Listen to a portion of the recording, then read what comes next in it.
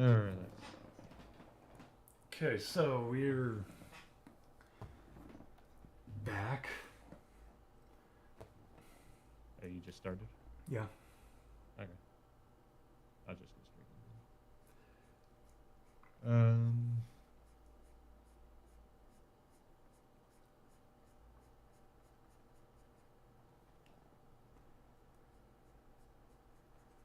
I'm just doing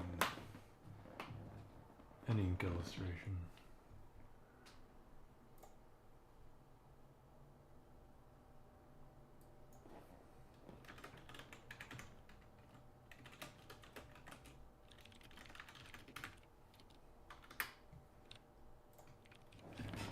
Just doing some practice today.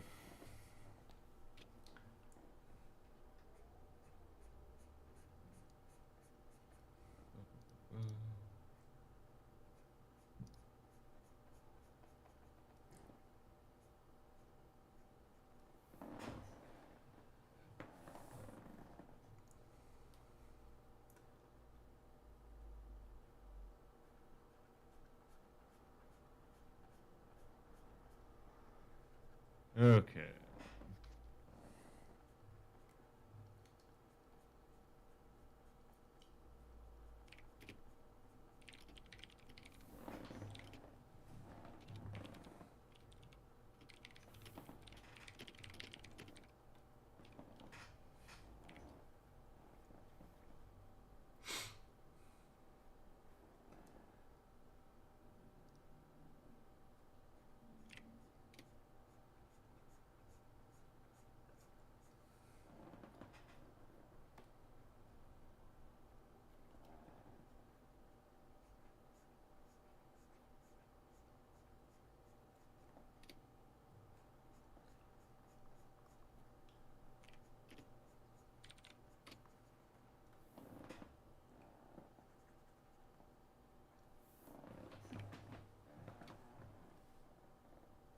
Okay.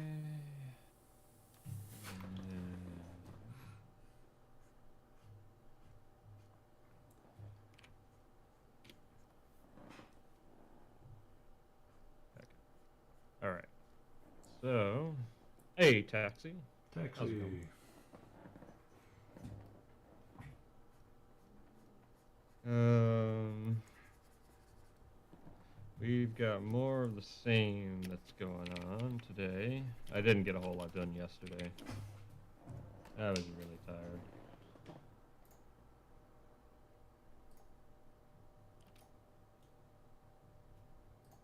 I still need to figure out what in the world I'm gonna do for this.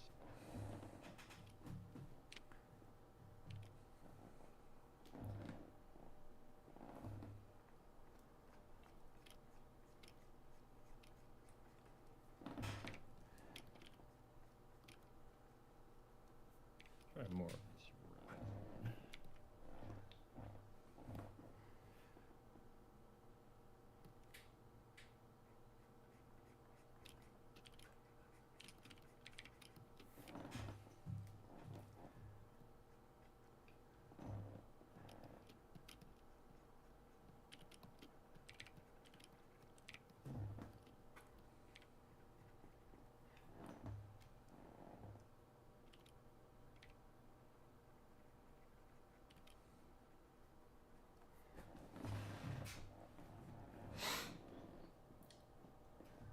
Let's see.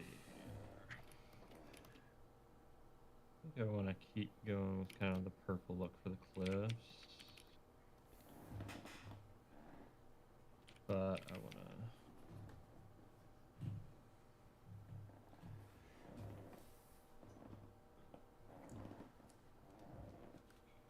Didn't we already do... I think we talked about that last time, Taxi. What? That's asking favorite children's book.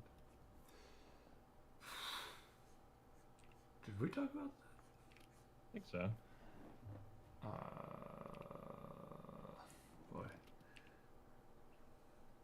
For gore. I don't know what my favorite children's book was.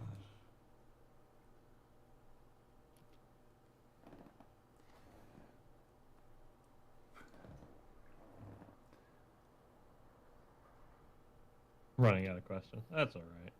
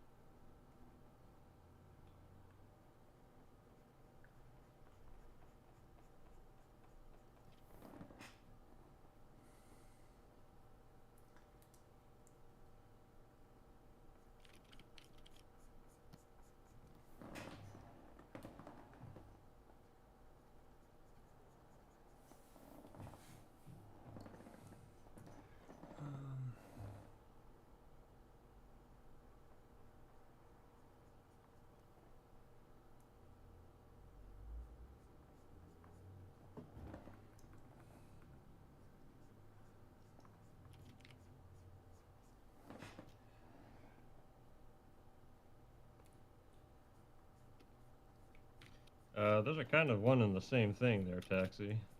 A senator is a politician.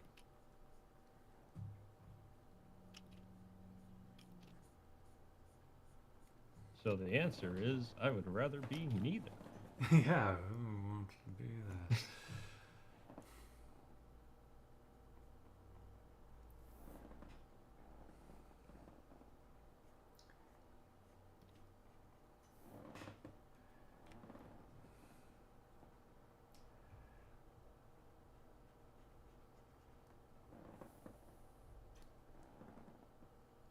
What position sounds the coolest? Neither. Same answer. I enjoy being a teacher.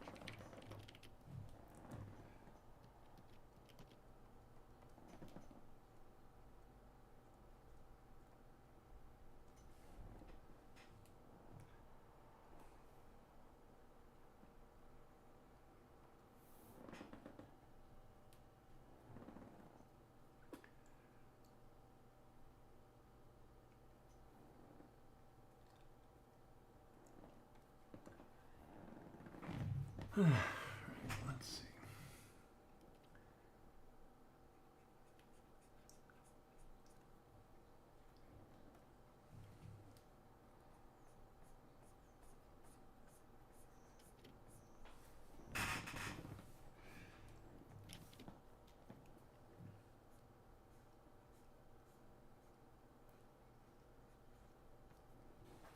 All right, let me try one. Whose work was the biggest influence on this comic? I'll give you 3 guesses there. You know your comics, and especially if you know me, it's pretty easy. But I'm curious if anyone will be able to get it. I know. I know it. Of course you know it. Of course I know it. I introduced you to him. Yeah. Well, kind of. I was. Yeah, actually, I think you were along that. You were inevitably you would have just found it. I don't know if I so much as introduced it to you as you reminded me of. Yeah, like really. And then when I looked at it, I was like, "Oh, this makes sense." It's like, that's right. Especially considering like I at the time was getting into comics.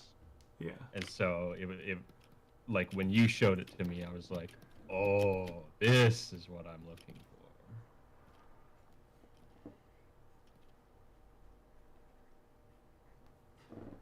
I'll give the hint that he was influential in the sci-fi realm of comics. That's a pretty good hint.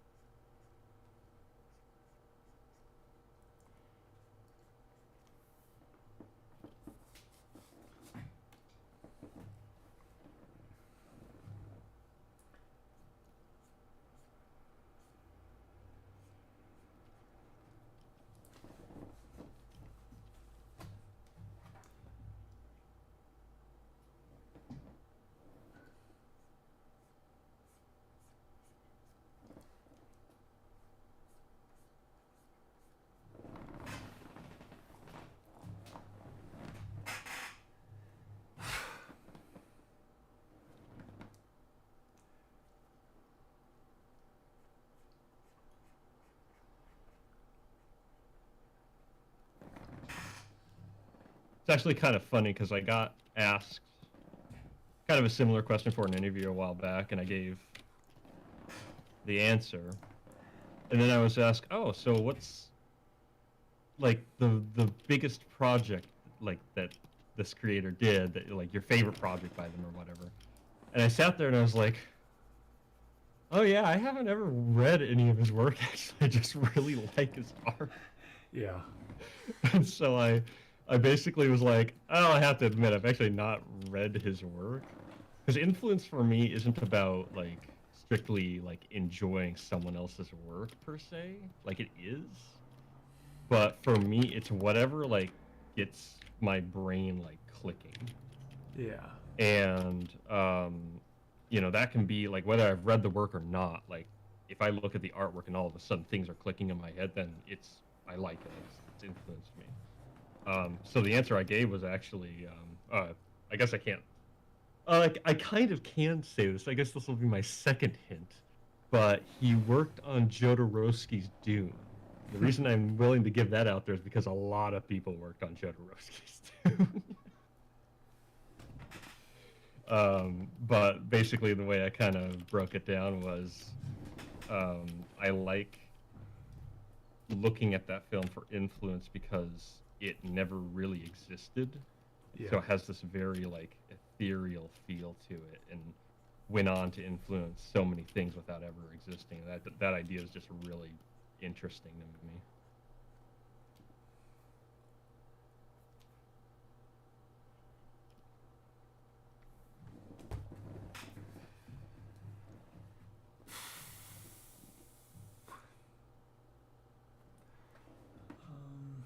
Let's see.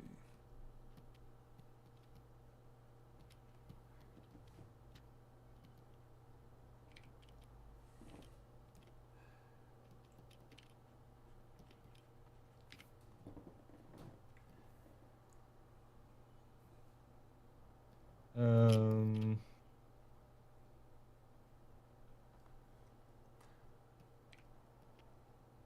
what program is this? This is Clip Studio Paint.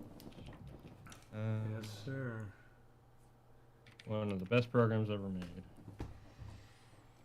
Yeah. Eat your heart out, Photoshop. Get your heart out of Adobe. In general. Photoshop can't animate. Or can you? Can you do? Can you do what? Can you do animation in Photoshop? Yes, you can, and it's kind of a nightmare. Maybe it's gotten better. I don't know. I imagine it would be a nightmare. Well, to answer the question there, Iron Age, it's Mobius, Jean Giraud. His work has been a huge influence, and if you go out and Google him, you'll see almost immediately where I really pull from.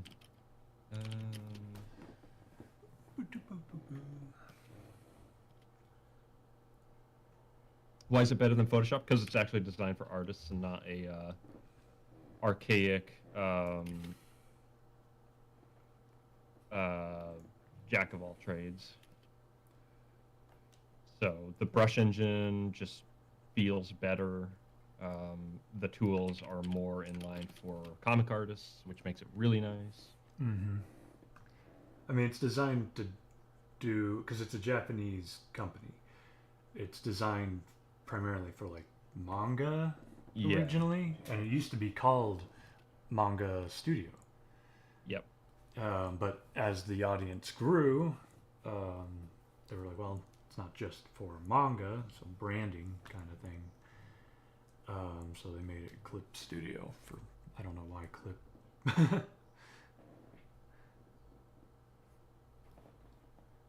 Clip art. I don't know. I don't know. Only thing you've seen in this style is Mobius. He's definitely had a wide range of influence, but I do try to not like copy the style, but I think I do take a stronger influence from it than others.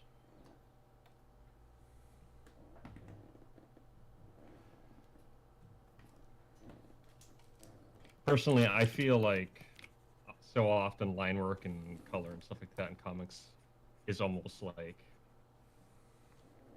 too rendered. I like to see the fingerprints in a comic. Oh, I see what you mean by too rendered. Yeah. I was gonna say, I was like, well, here's me doing a highly rendered ink work. Well, yeah, no, I don't have any problem with that. It's just like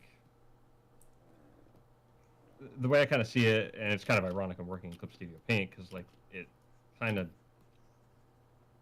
designed around this principle, but like everybody wanted to get closer and closer to like really shiny, perfect like gradients and stuff like that, right? And then when we could do that, like around the 90s with digital technique and everything like that, I don't know, I really think it lost a lot of its personality, the look of comics. The background music, this is a variety of chiptune. This one right here is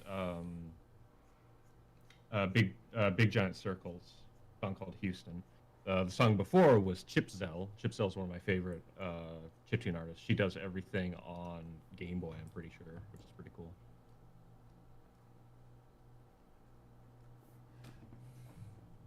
Also good to see you here as well, Evele.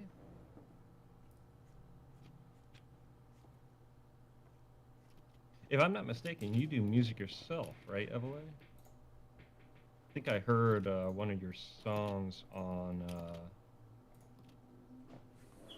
Drink with Crazy stream the other night. Pretty cool stuff.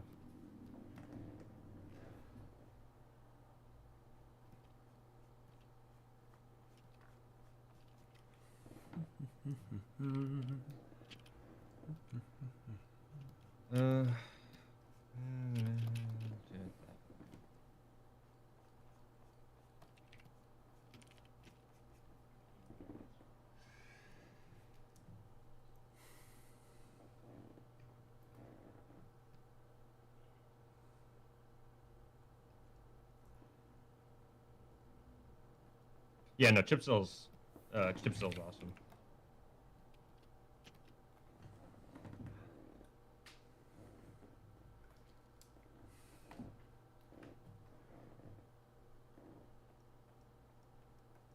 I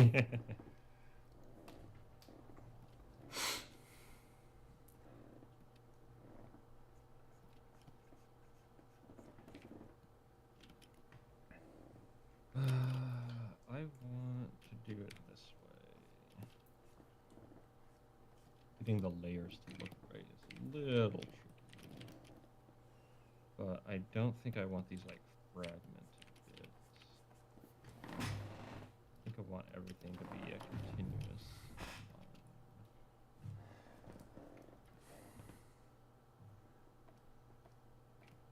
This is a mess.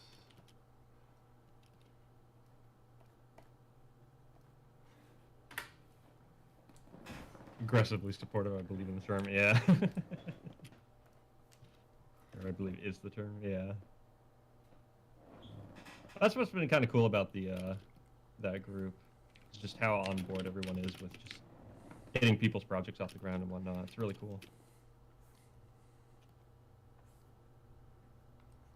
I definitely want to look into more people's stuff in the future. I've been on the lookout for more like comics and stuff like that. I'm always looking for good comics. I don't have a whole lot because I'm pretty picky, but with all the different projects going on that seem to be taking after a lot of the same influences that I'm interested in. Hey, that's pretty promising.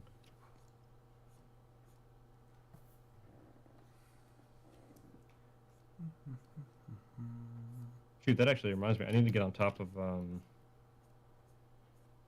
Wanted to do one of the art prompts actually for Iron Age media.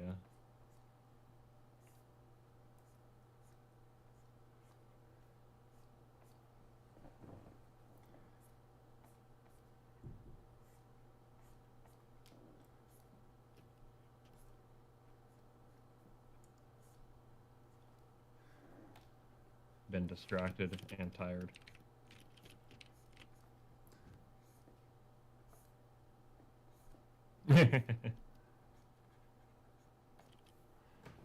Hard to keep up with all this stuff, isn't it? Yeah, I need to get back into reading myself. I've been out of it for a little while. I was getting back into it for a while and I was really enjoying it, but I always fall out of it, and I don't know why because I always enjoy it. Just get busy. Yeah. Get busy, get lazy, get tired.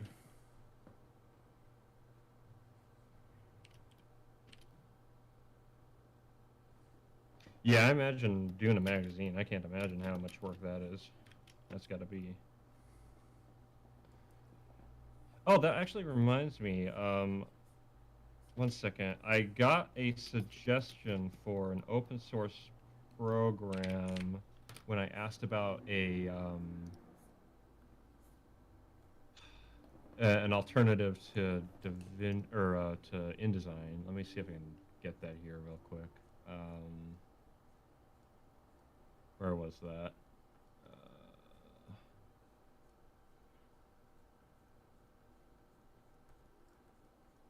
Oh, that sucks, man. Yeah. Let's see here. There's a little ways up here.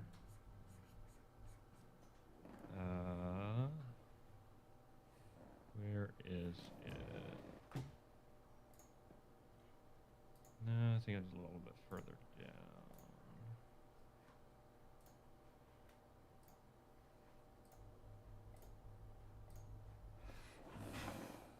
Yeah, a program called Scribus. I haven't looked into it, but I'll type it in the chat here. Yeah, Scribus. Might be worth looking into if you haven't already. Yeah, and they even said I'm not prepared to call it a one-to-one replacement yet, so it probably isn't. Yeah, Scribus. That's it. I don't know. It might do the trick for you, might not. Or it might be one of those things. If it's open source, it's probably still being developed. So it who knows? Maybe it'll get better.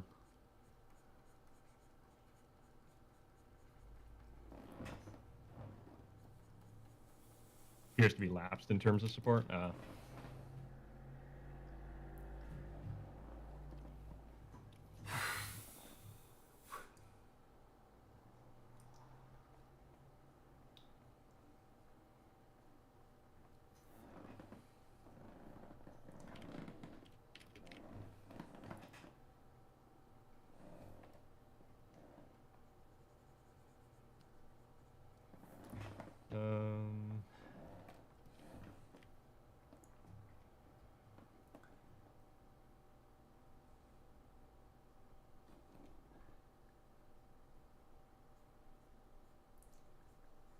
Yeah, InDesign's hard. That's the only program I don't really have a good like alternative to. Like even After Effects, I know of a few alternatives, and actually some new ones are really popping up for like motion graphics, even Cavalry and stuff like that. But InDesign is that one that's like no one's really done anything like that. I'm sure it's on the chopping block next. I'm sure that especially as like independent creators become more like interested in making their own books and stuff like that. Um, whether they be art books or whatever. Kind of the same thing happened for visual artists, where like you had like developments in Blender and stuff like that that really started popping off when people were getting sick and tired of having to pay for Blender, and people saw the opportunity to give artists what they wanted, and we're like, well, shoot, we can make a really good motion graphics or editor or compositing program or something like that. Screw it. So I wouldn't be surprised if here in the next few years that that happens. But for now, yeah, that one's a hard one. Even on that list I have, there's only like a couple programs, whereas like, you know, Photoshop has like 20 different alternatives you can use now. And even Animate has a bunch of alternatives.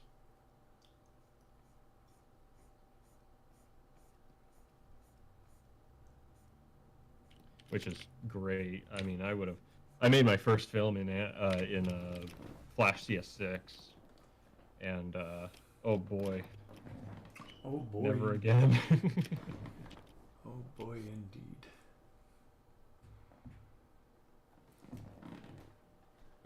Really? So, Evelyn, you were on a comp? What did that look like? What was that about? Yeah, none were towards magazine functionality. Yeah, that's the really tough part. Yeah, I don't know of anything that handles that. So you're kind of stuck with the old school. But hey, if your magazine does really well, which I hope it does, maybe, you know, that'll really kick it off, and magazines in some form will kind of come back into style, because they are a really good like opportunity to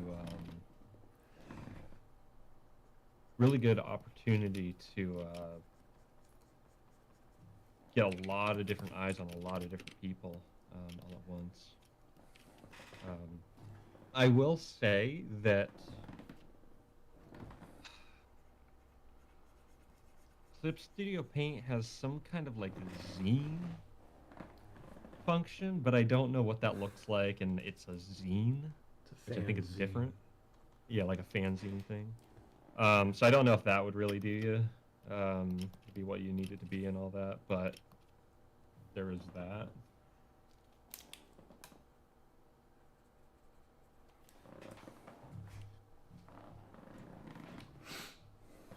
Yeah, it's worth taking a look, just seeing. I mean, it can do comics and stuff like that, so maybe there's some crossover there. Cautiously optimistic. Yeah, that's the way to be, honestly. Hold on, maybe.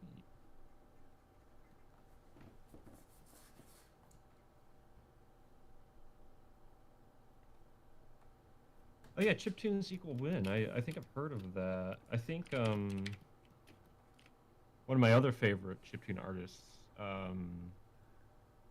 Rimcraft, he went through. He did something with chiptunes equals win on 2 different releases. Okay, that's cool though. So do you do a lot of chiptune stuff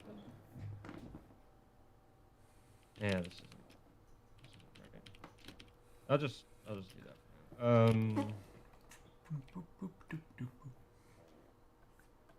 You know, I'm gonna move on from this and just let it sit for a bit and do these. I'll come back to this. Give it actual stuff. Alright.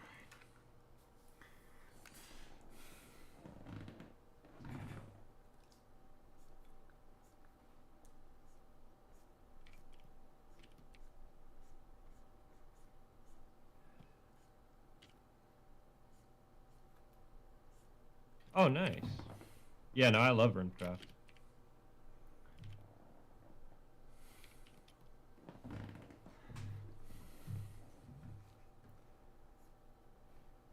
Track 11, your track 19.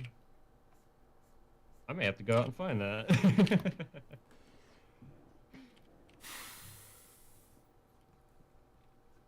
Rimcraft is a Swedish chiptune artist. I'll actually play some of his stuff here. It should be fine to play. And he makes very good music. I've been listening to him for quite a while, actually. Yeah.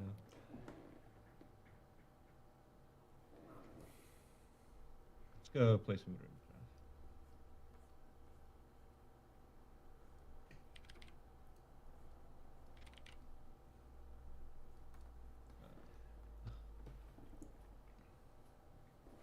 Yeah, Space Force. This is one of my favorite EPs.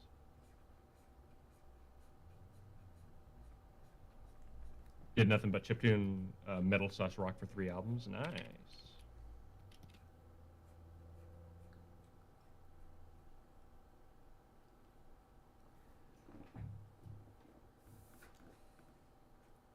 Sort of unique in that realm, but I really and roughly got bumps later.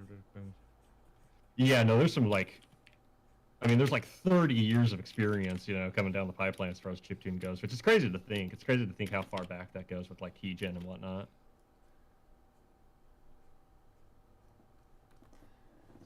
And I just love how underground it is, but still, ultimately still kind of thriving. I don't know if it's as like, I feel like 2010 was when like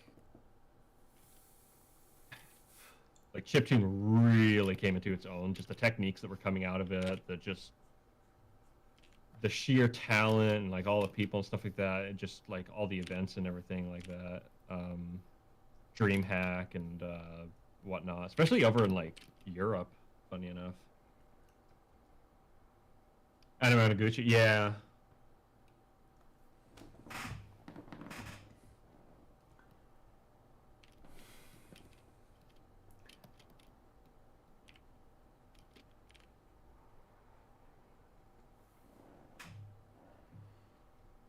It's kind of funny. I got into I watched someone called Look Mum No Computer quite a bit, and he's not necessarily a chiptune artist, but he's totally like do it yourself. And he showcased using a Game Boy as a MIDI controller, and I was like, "Yo, I have an old DMG-01 like lying around. Why don't I bust that thing out and see what I can do with it?" And I actually got my hands on a copy of LSDJ. Been messing around with that. Haven't gotten it to work as a controller yet. I've been kind of working on the on and off. I've been having a heck of a time getting the MIDI interface working, because we're trying to build it myself, and I'm working with my dad, who's actually into like electrical engineering and stuff like that, and he's showing me how to do it and whatnot. He kind of built the first prototype, and we're troubleshooting it slowly.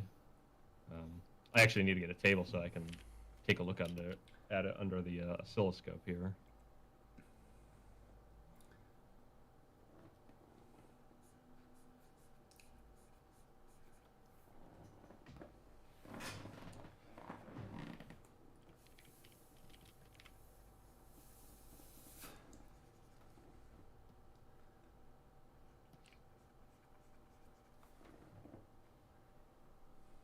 I forgot you have an oscilloscope. Yeah, I'm borrowing an oscilloscope to hopefully use it a little bit here.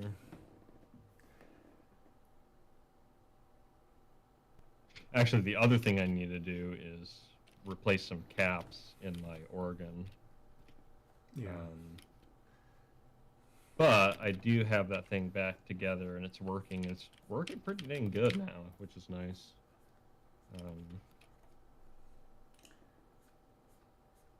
Makes me happy.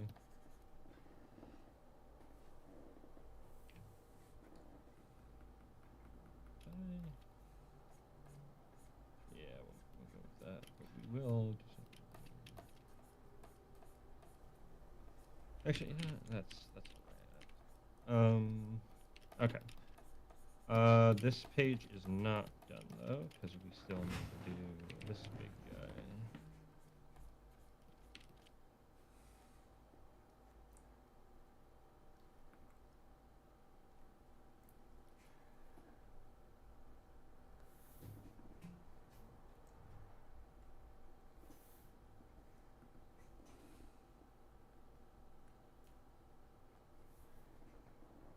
I'll have to go out and see if there's anything really new on the chiptune scene. I haven't come across anything particularly new. I imagine it's out there, like new artists and stuff like that. A lot of them are kind of old school, you know, Saber Pulse, Chipzel, Dudet Patrullen, Runecraft. They're all, you know, some of the latest a lot of them are at is like 2010, you know.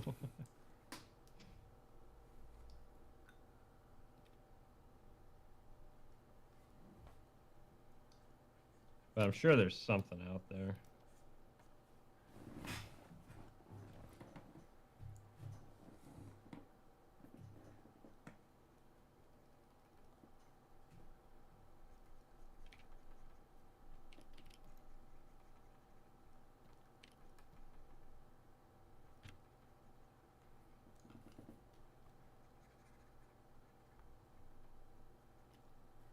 Yeah, just seems like it's really slowed down.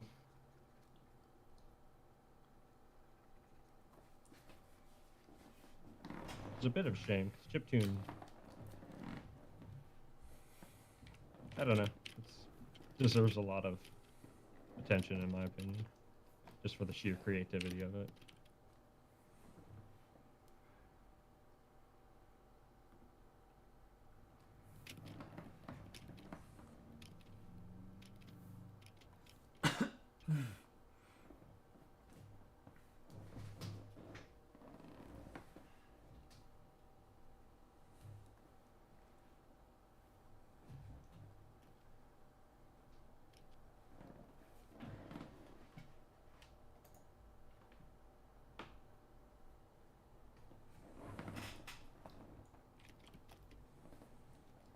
Actually, wait, that's right. I kind of. Let's see.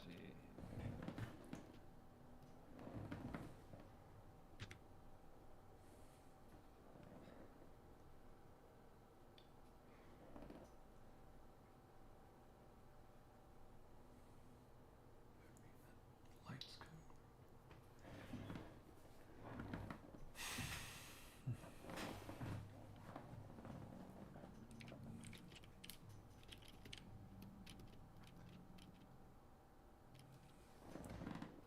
Let's just real quick see.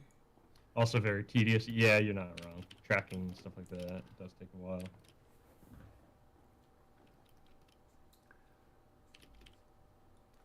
See, that doesn't work. I wonder if... How does that look? I don't care for that either.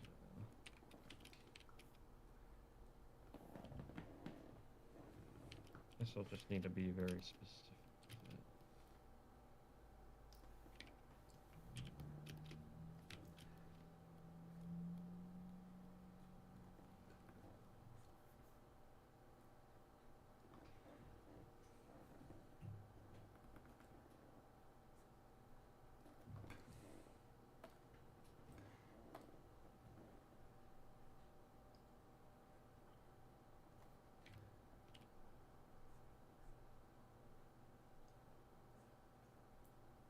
So many clicks, yeah.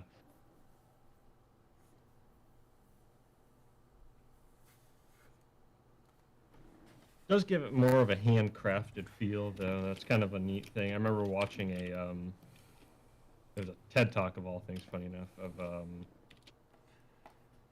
think it's Dan Danimal or something like that. I don't listen to him a whole lot, but he talked about how, you know, he's a guitarist, but he does a lot with like chiptune and whatnot.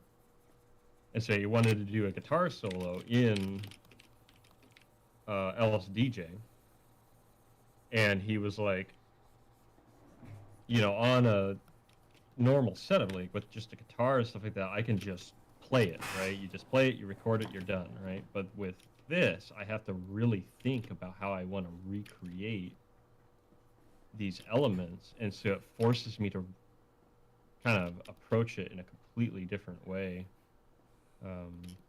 And so the way he put it is like, it made me a better guitarist, you know, punching little codes down on a track or on a Game Boy made me a better guitarist in the end, which I thought was really cool and kind of funny. And that's kind of why I like encourage people any like kind of art form that they do to explore other art forms, because it forces you to look at a problem a different way, and there's a lot you can carry back to your kind of original artistic venture.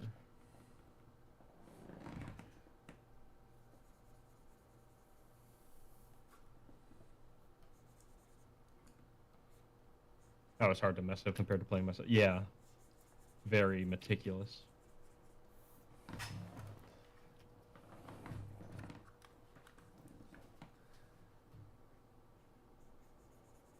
I was really impressed when I first started working with LSDJ. I was really impressed by like it is a little bit cryptic in terms of like what does what, and everything. But once you know the layout, it's actually really intuitive, surprisingly so. I was really impressed with that. Not gonna bother doing all that. Yeah, no, for sure. You definitely want those like little quirks in there that live playing gives you. That's why I like. My goal is to kind of be a bit more analog with my setup. That's why I have like, an electric organ from 1986 hooked up to a soundboard from the 90s or whatever. Because it's more tactile, it's more hands-on. And then you don't have to worry about like stupid driver issues and crashes and stuff like that. You have other things you have to worry about, like the board, freaking out because one particle of rust got into the wrong spot, so now you got to open it up and clean it. But I don't know. That's more intuitive than the computer deciding it doesn't like you one morning.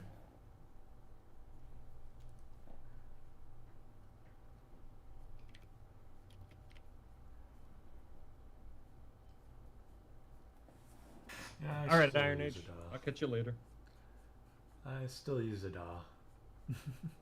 I mean, I use a DAW as well, but I don't have like 15 pieces of hardware going into the DAW, right? I don't either right now. Yeah. Nor will I really ever, because you have a bit more than I do, I think. I do a lot more with keyboards and synths and stuff like that, and it starts getting into that mode real quick.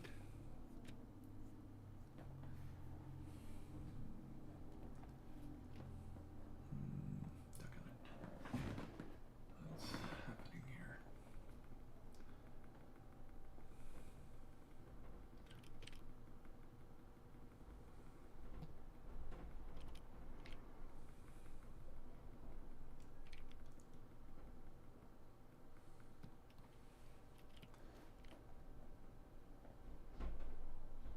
I do, yeah. Kind of.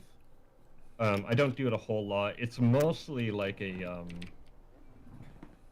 because I spend all my time drawing pictures, right, and being creative and making stories and all that kind of stuff. And so when I sit down to do music, I very rarely record, which is actually a habit I want to get out of. I want to start recording more. But kind of the reason is because it's kind of just something I can do nonchalantly. That's the other reason I wanted to go analog, is because with like a couple little switch flicks, I'm ready to go. My setup is like ready to go. I have the organ hooked up, I have my synthesizer hooked up, I have the organ going through the effects, all just wires and no like digital processing. And so there's no delay or anything like that, super straightforward.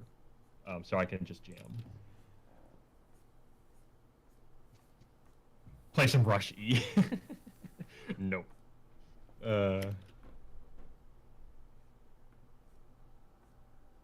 At some point, I do want to do live stuff. Technically, I could do it right now. Kinda. But I think I'll probably hold off for a little while. Because I don't know, I would just jam. if you do want to hear some stuff I've done, I did a video. 1 second, I can go grab it here real quick. Oops.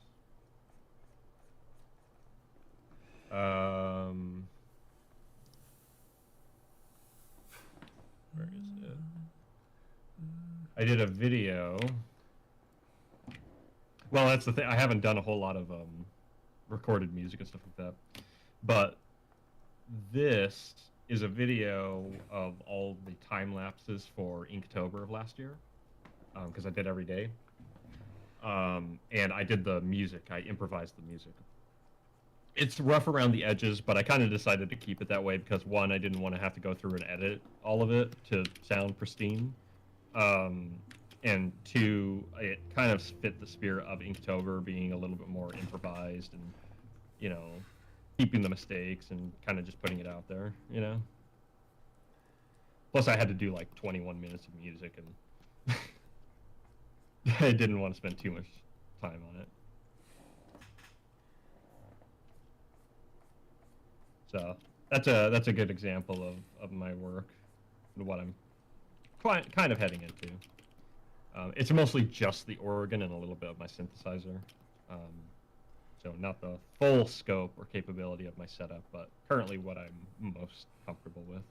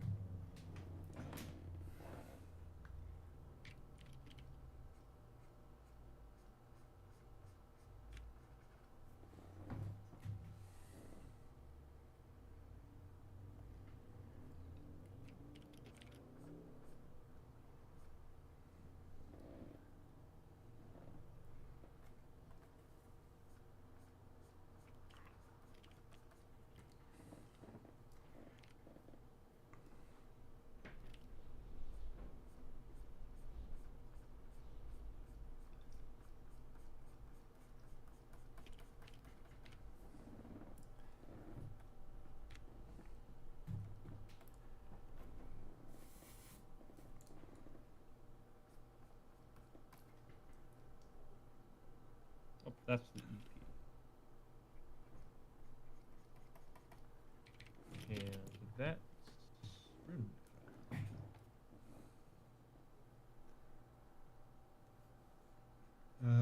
let's see.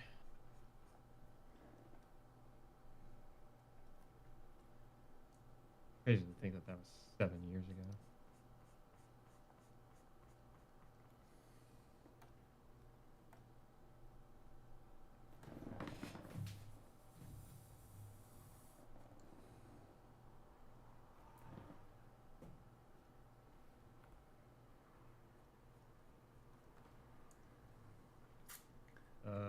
We can do.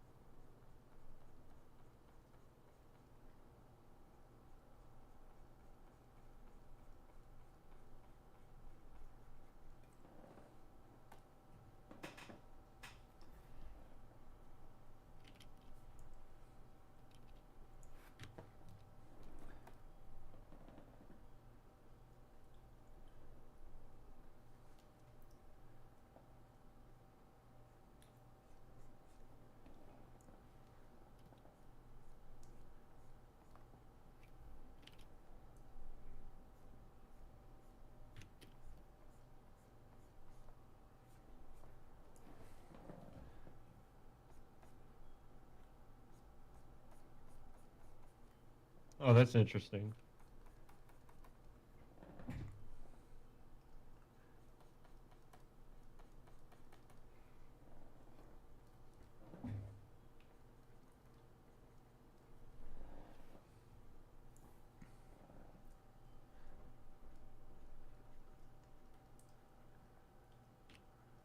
Oh, come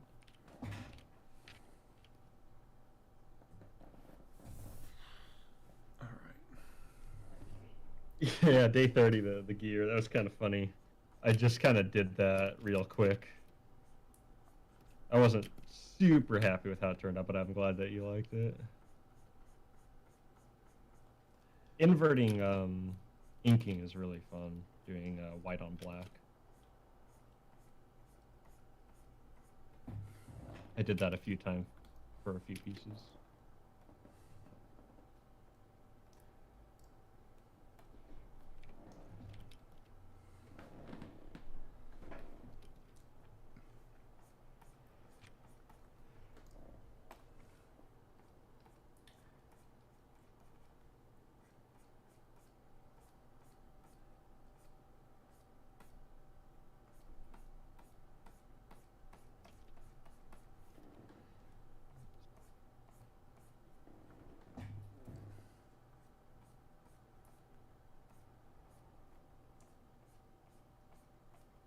Like a misty chalk look.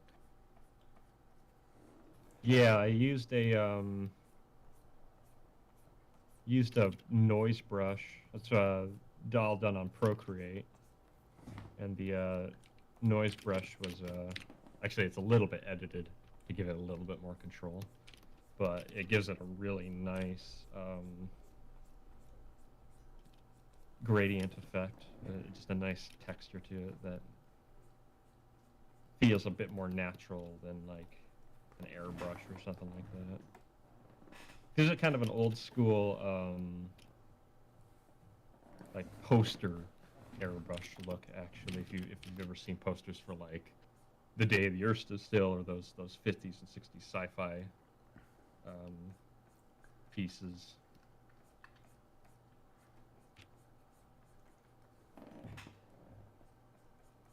It's just actually a technique I want to capitalize on more, because I really like that look.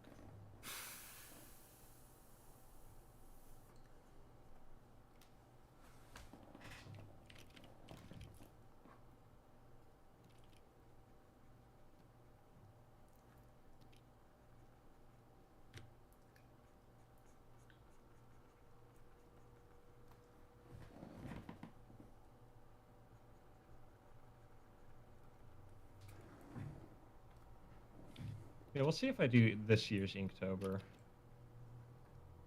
That one kind of drained me, and I might be busy. But I'll probably try to do something for it, because it is a lot of fun.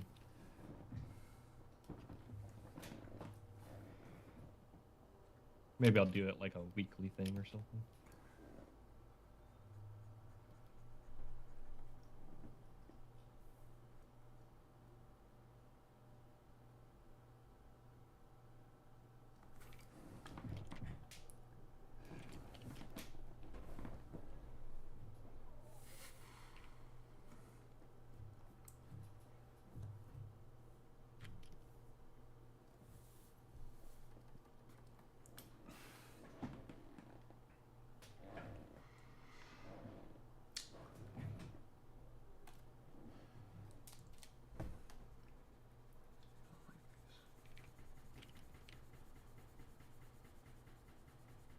You always want to do it, then don't. Yeah, it takes a little bit of a commitment, but the trick is to like some of those drawings, like the snack one, was super quick. Like I think it took me like 5 minutes to do or something like that, and that's good enough for a day. Just so long as you get something down. So if you're tired one day, do something real quick.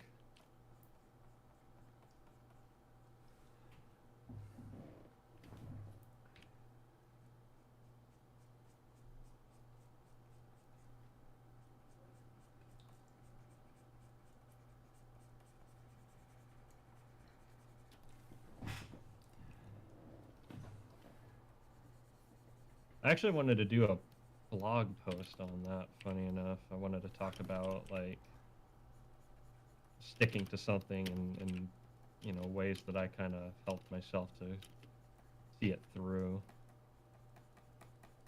I had the benefit of having a lot of downtime, but even when I didn't, you know, like I said, you can just take a quick minute to use something to call it a day.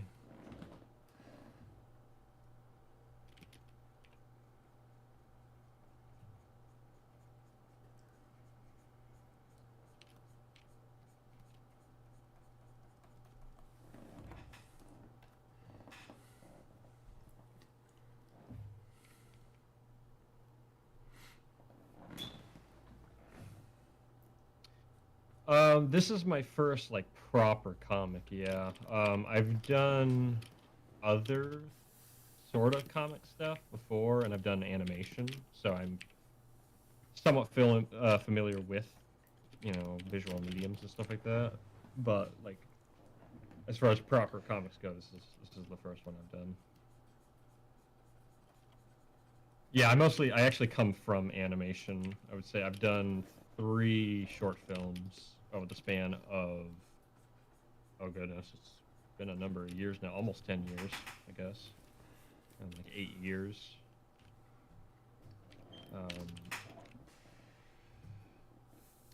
And I'm actually getting the inclination to do another short film here, but technically, if you count my microfilm as a short film, I've done 4, but that was more an experiment. Doesn't really have a narrative. That's on my channel, called Otherworld. But it was a animation project, and definitely I used a lot of my skills in visual storytelling to really make that one. So that was a fun project. I want to do something like that again.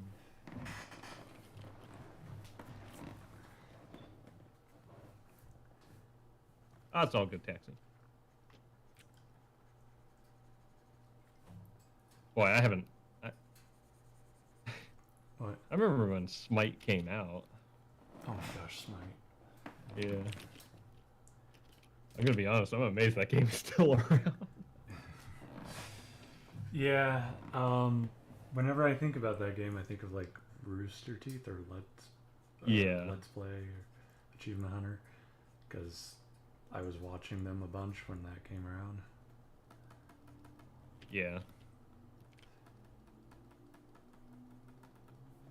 Yeah, it just came out at a bad time. Yeah. Our links floating around started to talk their head off. Oh, you're all good there, Adelaide. I love chatting.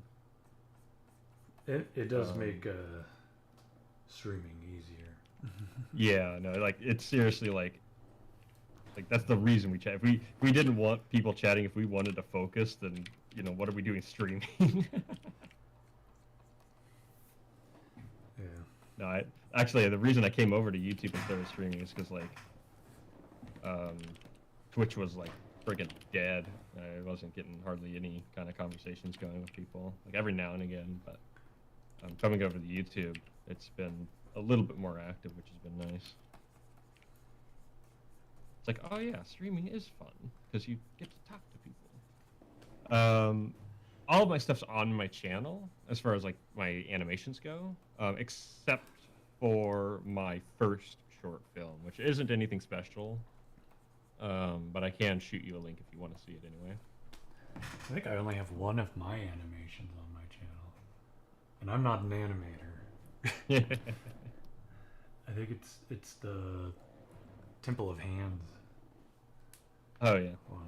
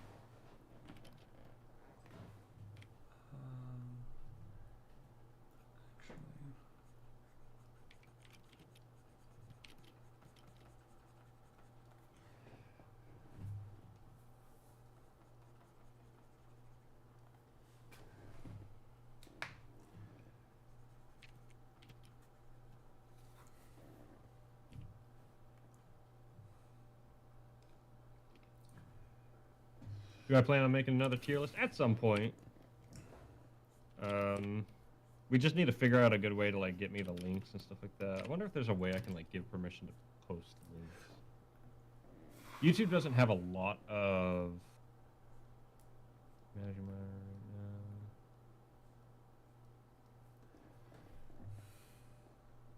now. Doesn't have a lot of tools, unfortunately.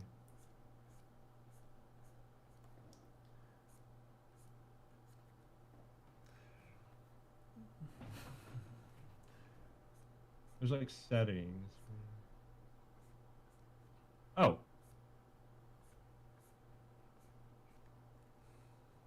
Okay, so I can have approved users. Cool. Okay.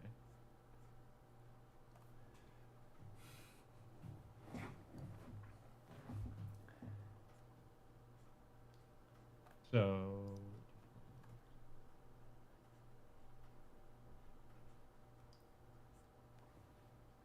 yeah, I'll have to go through and change that. Favorite negative number? 0. 0. -0. -0, which is actually technically a thing. I'm pretty sure. Numbers are weird.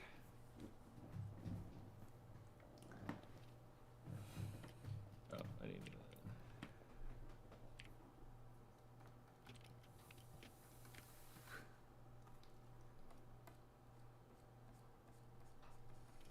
I feel like there is a negative number that can do some pretty cool stuff. I don't remember what.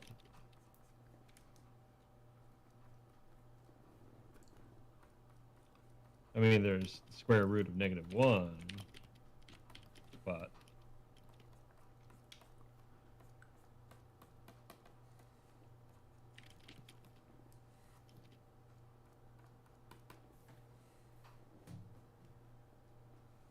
that just gives you imaginary numbers.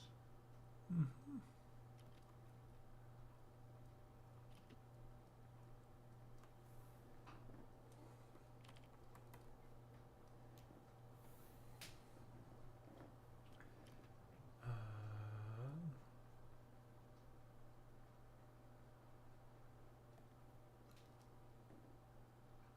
Do I know about 3x plus 1? I mean, no.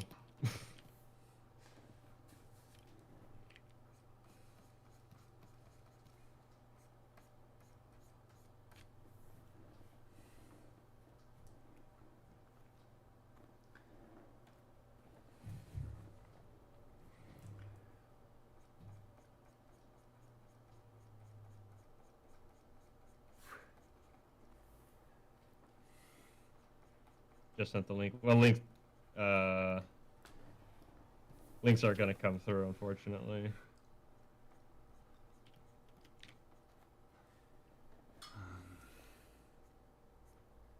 Because links are restricted.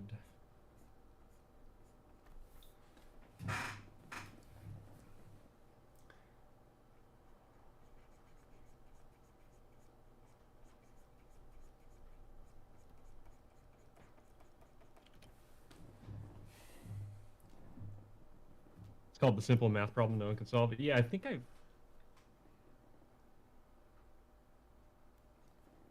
I remember doing something like that in college algebra,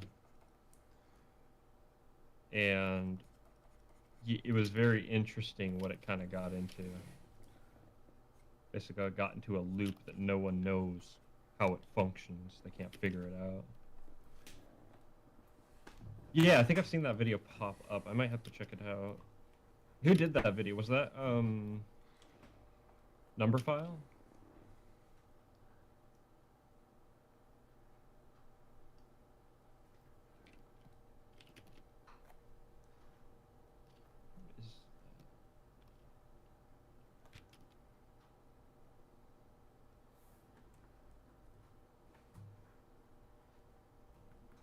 Thanks, Evelyn.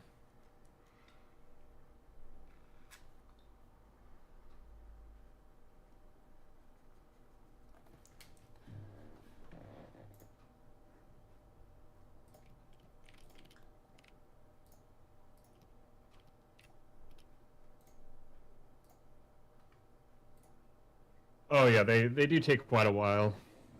Although the microfilm I did, I was thinking about it. I think that only took. That's not gonna work. I think that only ended up taking. I might need a different. Around like 3 months to do. Funny enough.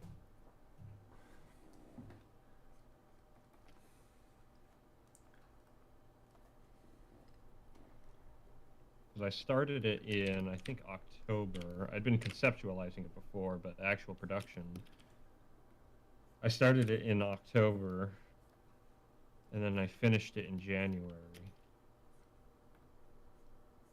So 3 or 4 months complete.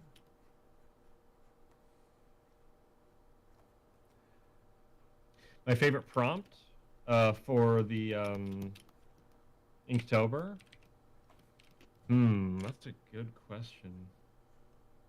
Oh, that's nothing in animation terms. 3 months is nothing in animation terms. The Blind King took a year to make front to back. It took about 4 months just for the production alone.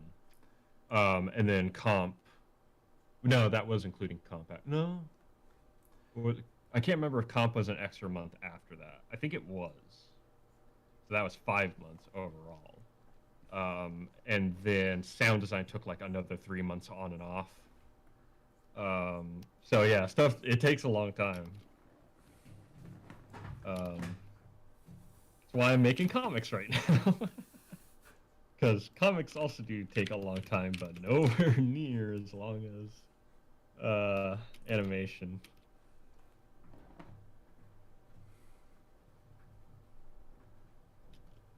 I think that's why a lot of people elect to do comics versus animation. But as far as my favorite prompt of Inktober, boy, that's a good question. I'll have to. I really liked Ego. The guy standing on the checkered floor. I really like how that one came out. That one was really fun.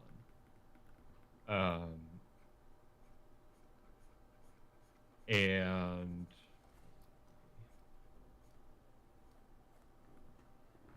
let's do.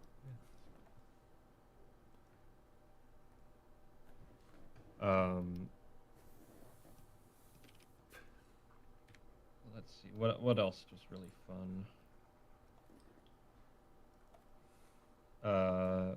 I can't remember the prompt. It's like something like broken, but it's the girl with her face all shattered. That one was really cool. I play with that motif a lot. Yeah, I mean, yeah. She was make sad art. Why? It's like, okay, sweetie, don't worry. We'll get some super glue. We'll fix you right up. Yeah, pretty much.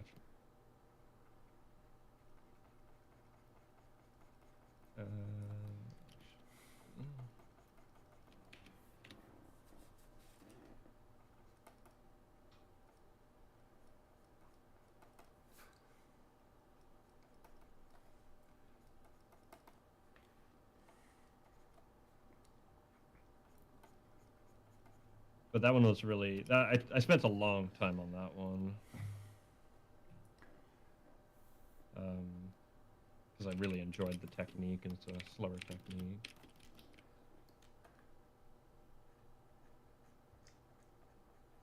How do I feel about the AI that can make things 60 FPS? I think it's garbage. I think it completely destroys the intention of the animator. Because what people don't realize, like, here's the thing that people really don't realize as far as animation, the art form isn't the look. The art form is the movement. The art form isn't just the aesthetic of, like, oh wow, the, like, flashy, right? It's the actual movement, right? And so when you tell a computer to basically do the equivalent of, like, put these frames into a blender and spit it out at a rate that it was never intended to be, you completely demolish that artistry. It's kind of like it it's what's a good analogy? I mean, the blender thing's a good like way to think about it, but like I don't know. It's like Imagine, take imagine trying to fight, but you're only allowed to move at the same rate of speed the entire time. yeah That's what it looks like. yeah It smooths out all of the inertia and the quick movement or anything like that. It totally ruins any finesse in animation. yeah. Because that's all intentional. All of that movement, that's the artistry. That's what the animator does, right? They don't just sit there and Accidentally like, make stuff. yeah, it's very intentional. And so when you completely neglect that, then you're basically like erasing it. And there's a really good video by a guy by the name of Noodle who really breaks it down.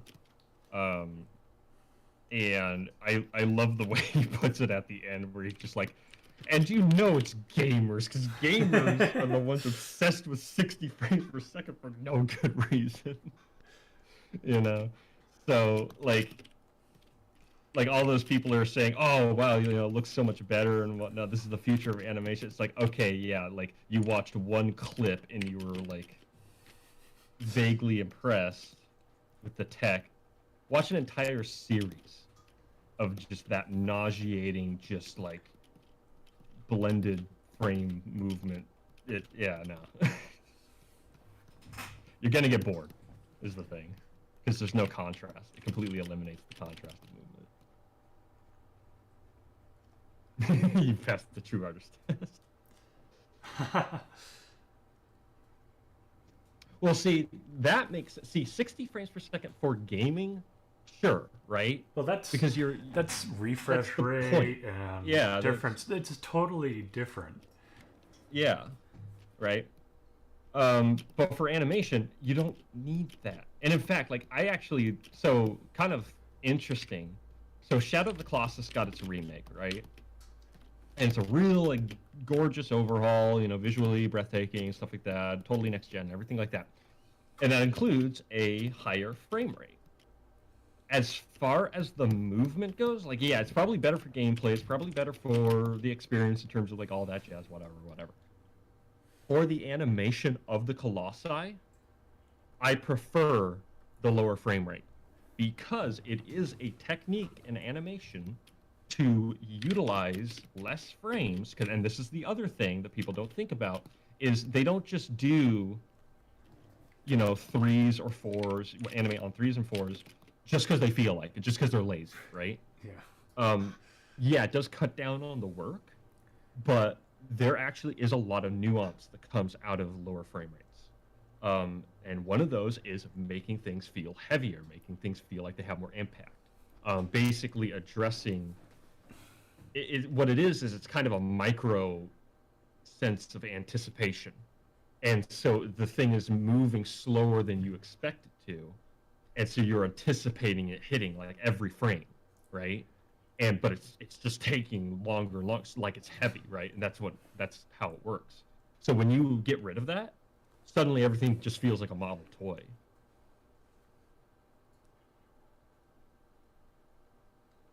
Yeah.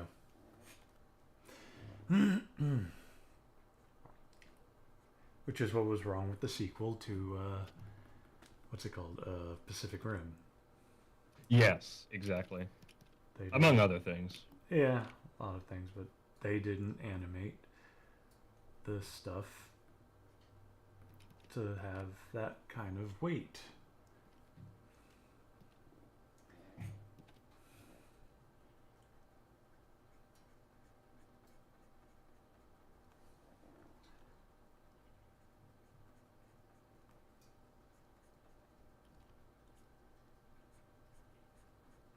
That's why I kind of always laugh though at when like, because you know the whole like alternating frame rates picked up in 3D animation when Into the Spider-Verse came out, and it looks great. It looks fantastic.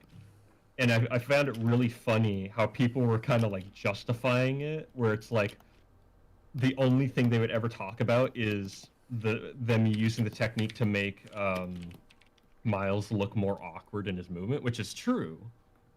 But that's not the only reason they did that. Like, you see it used throughout all the time because it's extremely versatile. It's used for a lot of different things.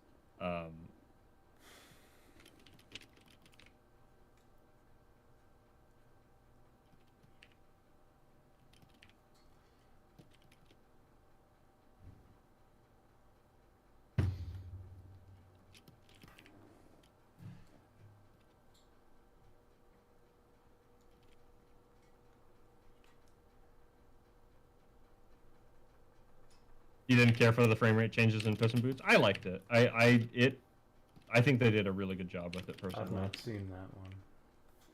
It's good. Very fun. I've heard good things, which makes me happy that there's, you know, Made a lot of people happy because they're like, finally, yes.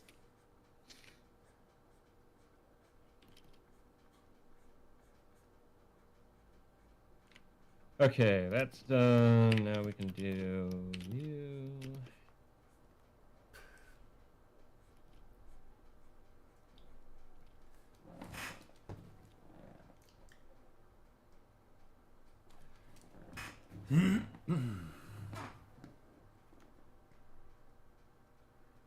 Yeah, that's who I'm streaming with. I'm streaming with my brother, Lors Anvil. Yeah, we sound similar, so. Yeah, well, we'll fix that. You may not realize that I'm actually talking when I am. Yeah, I'm not talking to myself, I swear. I'm not real. I'm in his brain.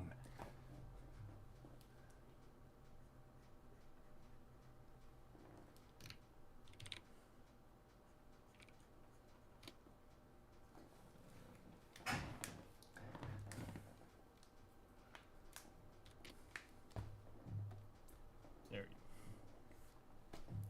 Yeah, I'll link the channel here. Oh yeah. Yeah.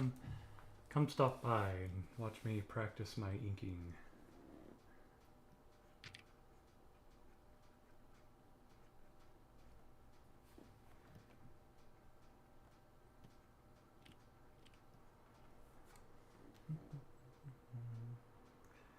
Great movie though. Never seen Shrek or any of it. Went in blank. It was great. Yeah. The first two Shrek movies are fun. Yeah, they're very good. The rest of them, Yeah. yeah, not so good. What was the one where he like goes through time? As Shrek Forever After. That's the fourth one. Good grief, man! It's just like, okay, well, they finally, yep, they have gone through every trope. Because they're out of ideas. They gave them triplets for the third one. They gave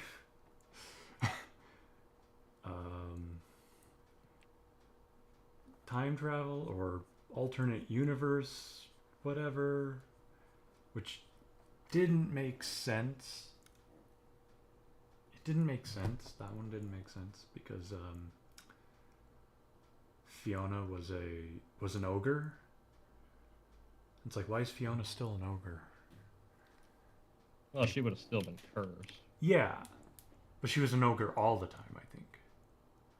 I think it was implied that she wasn't, but you just always see her as an ogre.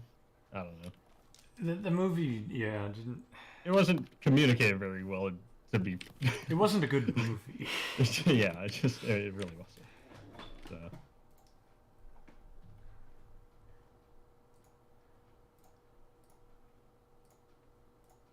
The audio is clear here, so like on my channel. Uh-oh, we might have to do some troubleshooting on your side, Joel. Oh, what's going on there? So whose audio? I'm not sure. Evela just says on my channel the audio is clearer over here.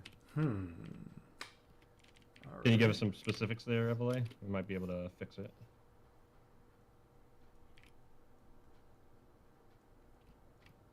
it always helps to have someone on the other side, letting us know how things sound, because it can be hard to, you know.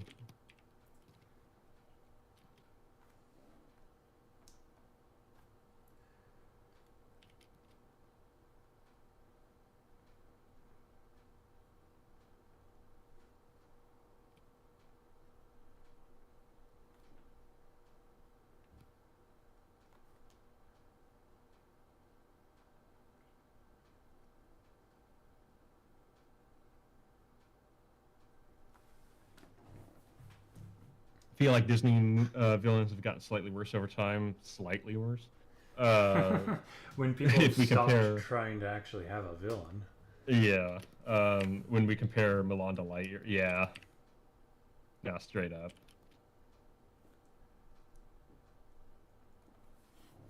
Well, they got into this weird mode where it's like they have to like make everything this so melodramatic, you know? That's what I've really noticed over the years with Disney. It's like they make everything melodramatic as if they're trying to like justify themselves and be like, "Oh, we're totally not immature because we do animation," but then they make really immature stories anyway.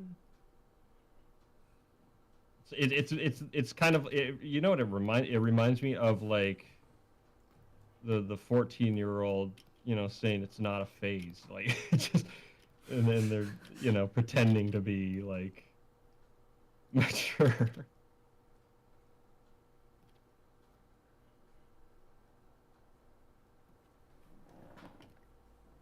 You know what it reminds me of? It reminds me of that song that Varg Skeletor made, where he has the line, "I may be 7 years old, but I'm at my limit." I don't know It's this. really, I don't know it's this. really funny.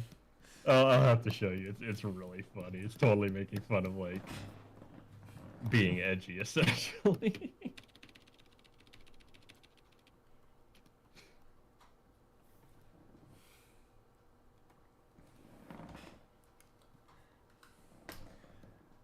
Being edgy.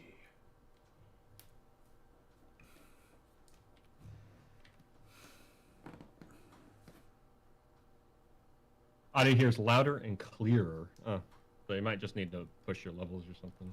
Yeah, maybe. I think that might be in OBS. Oh, my mic. Well, okay, so if I'm talking while I'm working, I'm actually kind of facing a little bit away from my mic.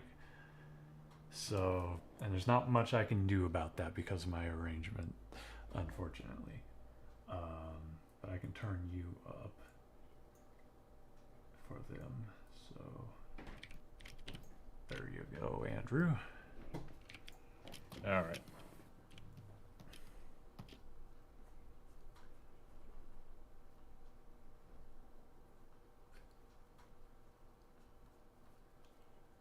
All right. Honestly, like, let's see, the last was that the last Disney movie I watched? What? Encanto. You've seen And Encanto? I've seen Encanto, and I was bored out of my mind. Well, yeah, there's no villain. Well, there's nothing. It's like I was just sitting like, what's the problem here? Oh no, you don't have magic powers anymore? I know, right? Boo hoo! Like you Like have the rest of your us? family's still alive. You have a community who loves you. Like, oh no, like I didn't get it. Like, and I figured it would be like, oh, they need to learn like that's not important. Yeah. Nah, that ain't what happened. She like like nothing mattered. Like it just didn't matter. I was just bored. Like,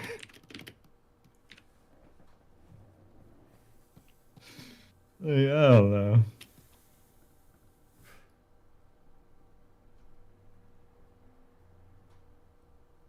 Yeah, I've heard things about turning red, and yeah, I I don't even know.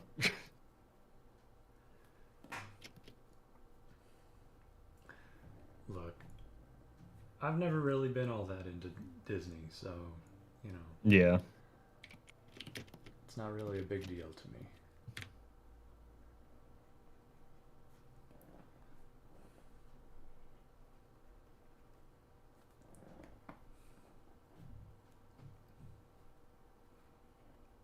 It's unfortunately, it's not a big deal to me, but it's just unfortunate that that's like still kind of the flagship of animation over in the West. That's coming crumbling down, thankfully, thanks to stuff like, funny enough, like Puss in Boots and stuff like that, where it's like DreamWorks just coming out and being like, "Hey, here's a fun movie, enjoy." Yay! One that everyone can get behind. Yeah, it's like, "Hey, cool, cool animation, cool villain, fun little story." Yeah, that's all you need. It is. It's a lot simpler than you guys try to make it out to be.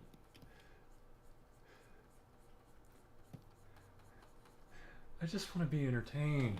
I don't want to be reminded of the political problems.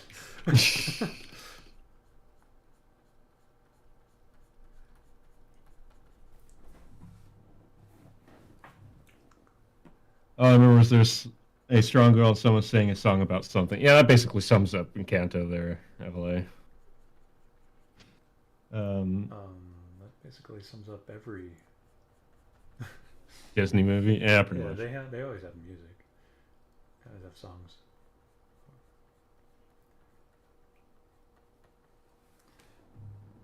You liked Ron's Gone Wrong. I don't know if I've seen that one or heard about that one.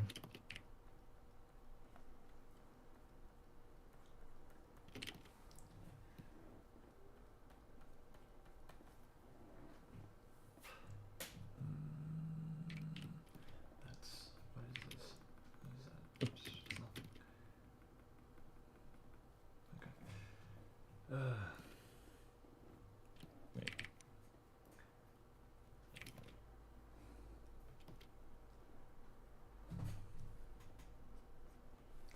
Yeah, maybe I've heard it through the Vine.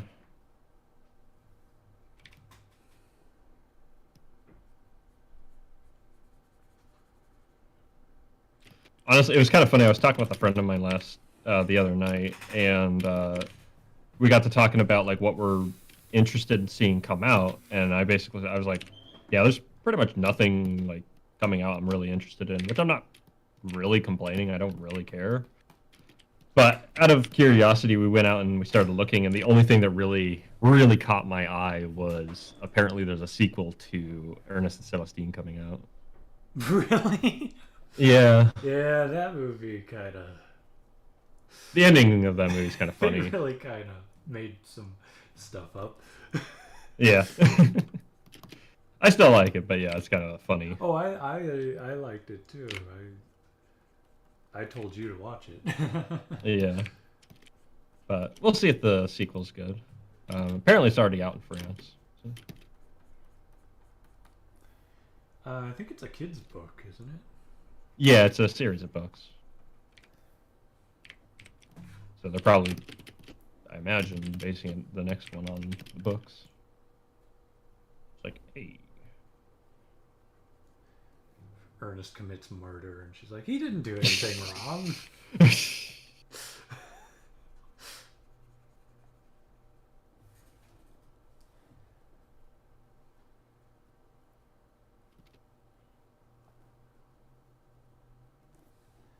She pulled the whole, what was that trial?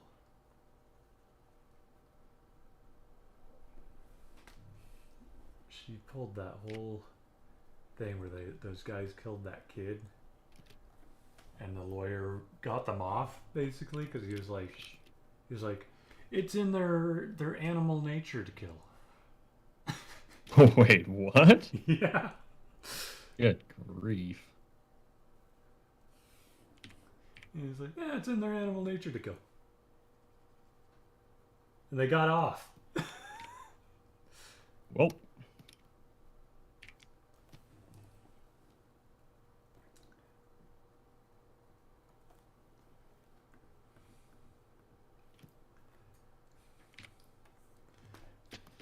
That was basically what she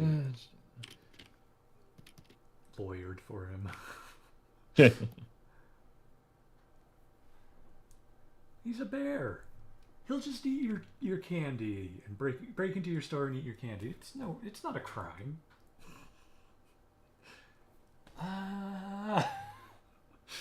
Well, it wasn't even like it was goofier than that because like she started like it kind of going into stuff that he did like it wasn't even about, which like the whole argument is that they weren't focusing on the real issue or whatever. They were focusing on the fact that they were working together or whatever, right? But it's like, okay, we're kind of ignoring the elephant in the room still. It's like, so yeah, not a perfect ending to that movie, but whatever.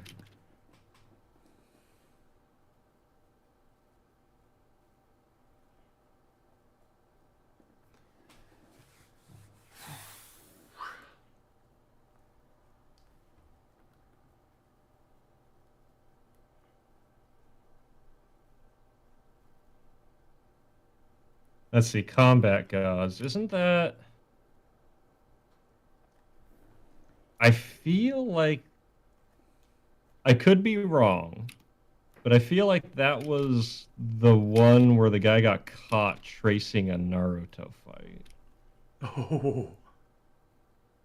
It was a stick fight animation. I remember seeing that controversy in one of the stick fighting communities I'm in. It came up. Which fight was it? Kakashi versus Obito. And yeah, basically like there's a video. Yeah, Taxi's even agreed. He's like, yeah, that guy. Taxi. Was it those videos? He doesn't do that anymore in Release Part 2. Yeah, I think he learned his lesson from it. I hope he did anyway. Do your own work. Yeah. Referencing is one thing, but straight up tracing is another. Yeah, like watching the fight and being like, oh, I like how they animated that kick or whatever. Yeah. That's different than straight up tracing. Like if you can recreate that by hand, no matter what, it's going to be a little bit different. Mm-hmm. Yeah. And it's going to be in your style by your hand.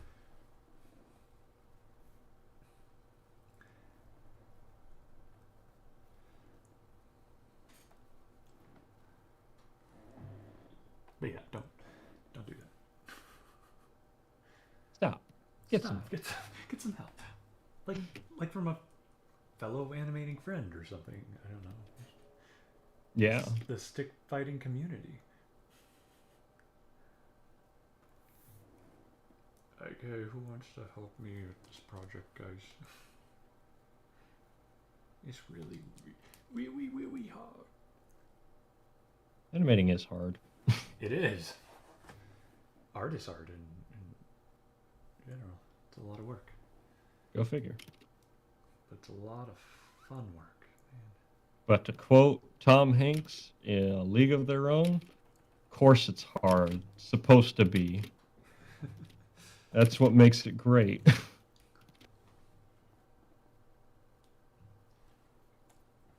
I butchered that, but you get the idea. Yeah, no, I know.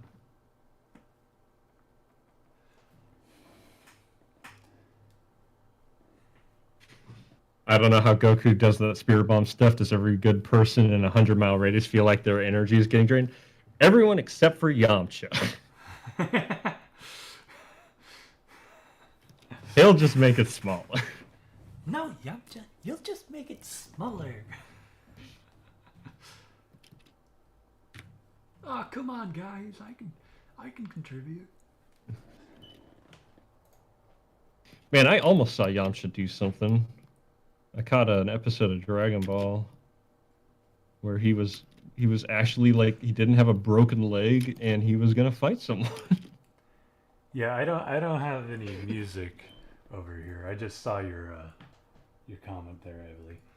I don't have any music over here because I get muted all the time, or I get warnings whenever I do that and stuff. So I'm just like, A good amount of songs, it doesn't actually matter. You just need to know who to listen to and who not to. yeah, well, I can't listen to like Elder, or You can listen to Slift. I can listen to Slift. Yeah, Slift, I'm pretty sure it's good.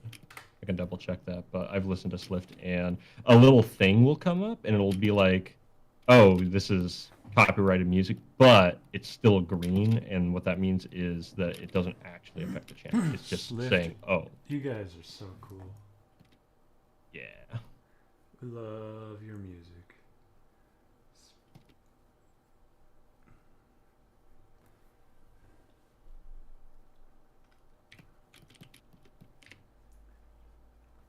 Here, okay, I'll go get some Slift.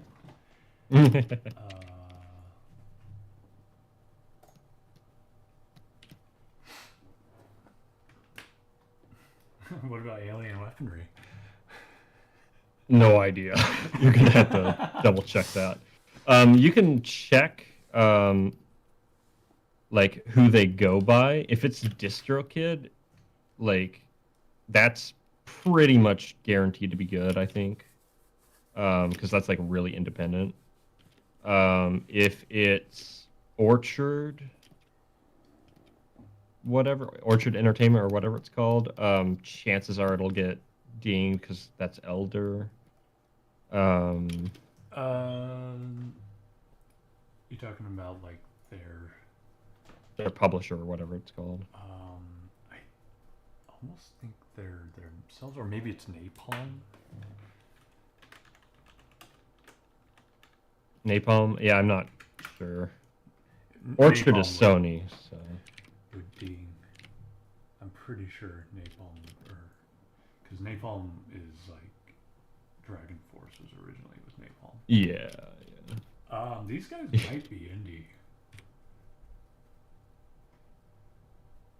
I mean, they're New Zealanders who are part Maori, who sing in Maori.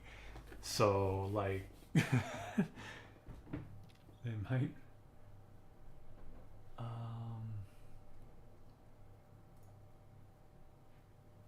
It's funny, when I first came across the guys, they were still like teenagers, like high school age teenagers. And now they're all grown up.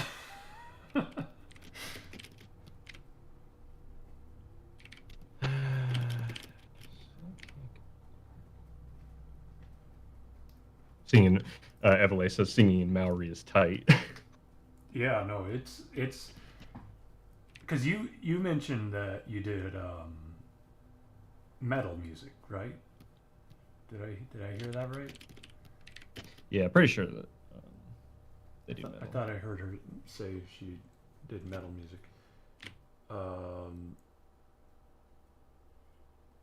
But yeah, they're Maori metal. Because the guys are, and it was kind of an annoying controversy because people don't really understand things. Because the two guys, they're like either brothers or cousins. And they just look like white boys, but they are Maori, like they're mixed.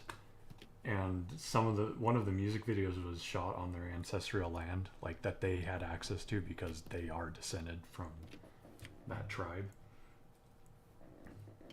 And By the way, Evele's a dude.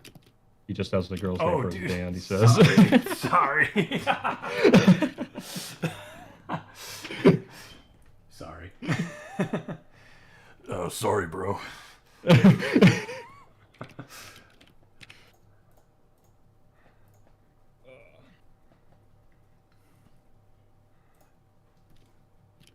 This is because when Andrew first said your name, I thought he said Emily. So it kind of stuck in my head. Let's see. Oh, Holy Knights, that definitely wouldn't get... Oh, That's not even a band anymore. Depends on who owns the music. I don't even know. Like, there's 2 albums. One of them, Like, the second album was made by completely different people than the first album. I don't even know how that's the same band at that point. I mean, yeah, that's what Yes did. Yeah, but they did. I'm pretty sure. But they slowly transitioned. They No, this was like, I don't know the history for this band because it must have been like people hating each other a lot or something. They must have not gotten along because it took them like 20 years to produce an album or something. 10 years. And what do they think they are? Tool? no, Tool's the same members. No, it was. Yeah, I guess they got that going from. It was like, yeah, you know. All right, let's get some. Don't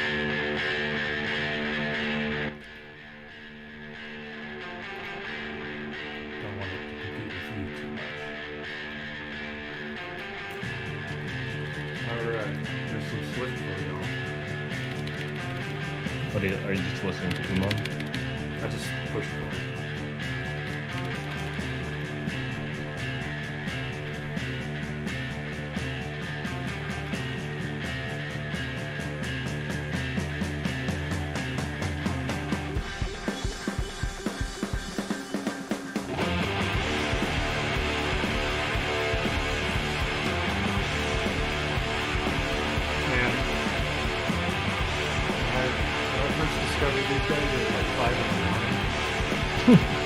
Maybe that's for, I don't know, rock and hard.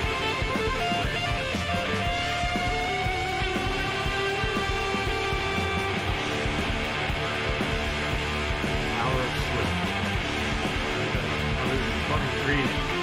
Oh, God. 3 days. That's right. That was crazy. And the power Did of you- not sleeping. Yeah. Did you burn out from that? You must. I think I burned out a little bit and realized I didn't continue doing the project like that because I was just like, I want to tell this story better, more completely, so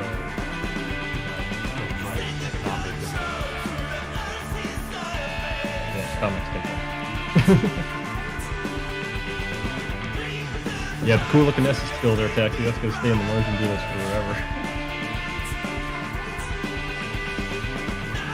Yeah, the music box music is really cool. I haven't kept up with Vintegotten and the new Marvel machine, honestly. It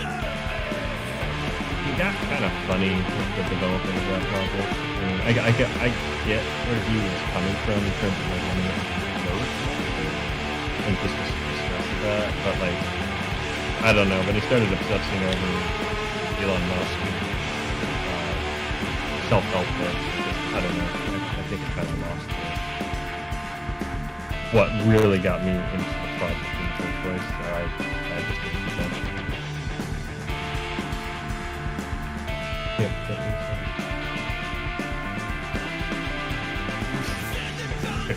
Thanks.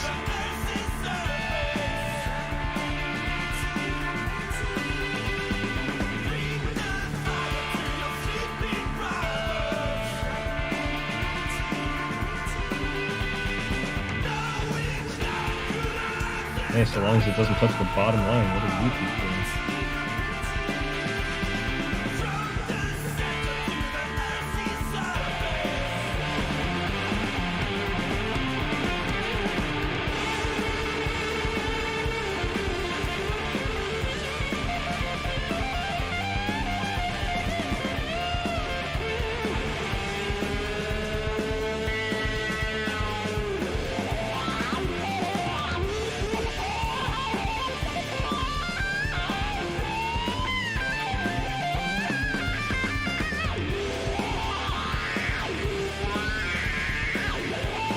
Alright, by the way, I appreciate stopping by. Hope to see you back again soon. Tuesday to Thursday. Pretty consistent. So, anytime, stop by. Really appreciate you keeping us company while people come in and have the conversation. Good luck with your music. We really appreciate the well wishes on this one. Catch you next time.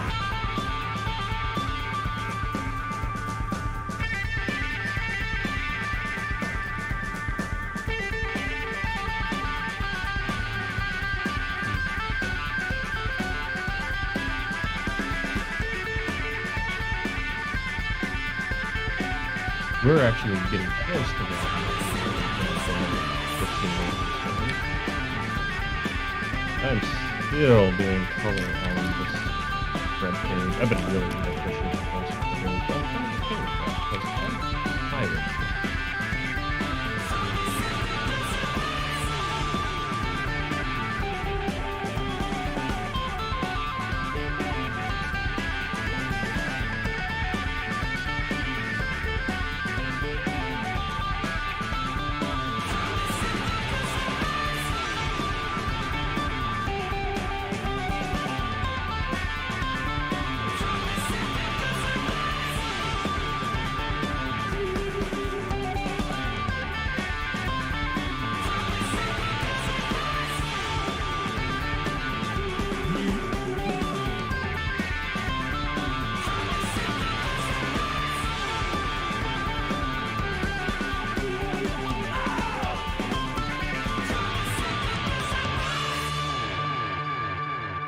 I still remember the troll face. Yeah.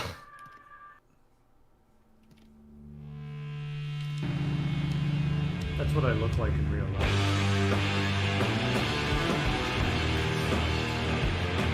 You won't know until you look at the camera. Young million sub face review.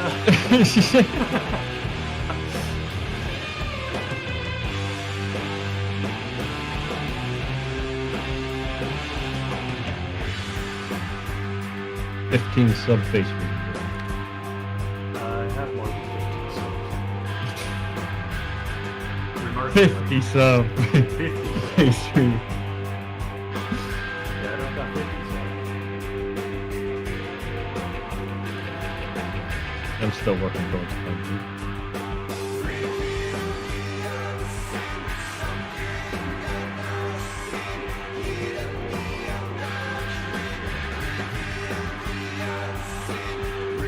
I got used to staring my face over on Twitch on that. Plus, it gives me an excuse to hook up an old game for it, and I like to see good reviews.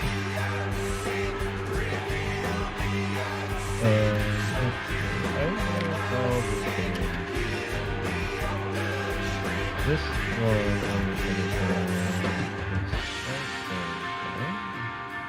this one isn't done because of the trees.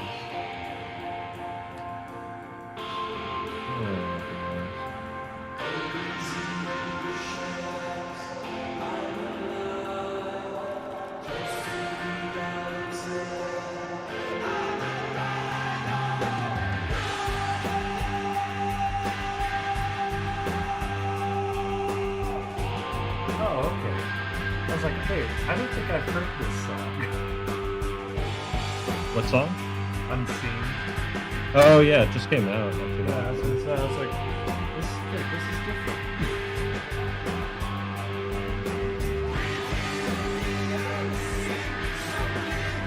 Actually, I think I have.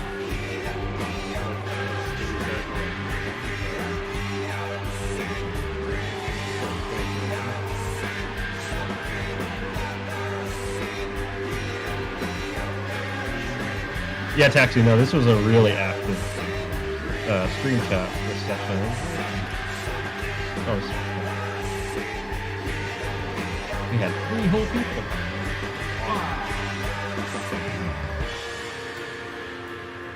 And they were kind enough to come by and show me some.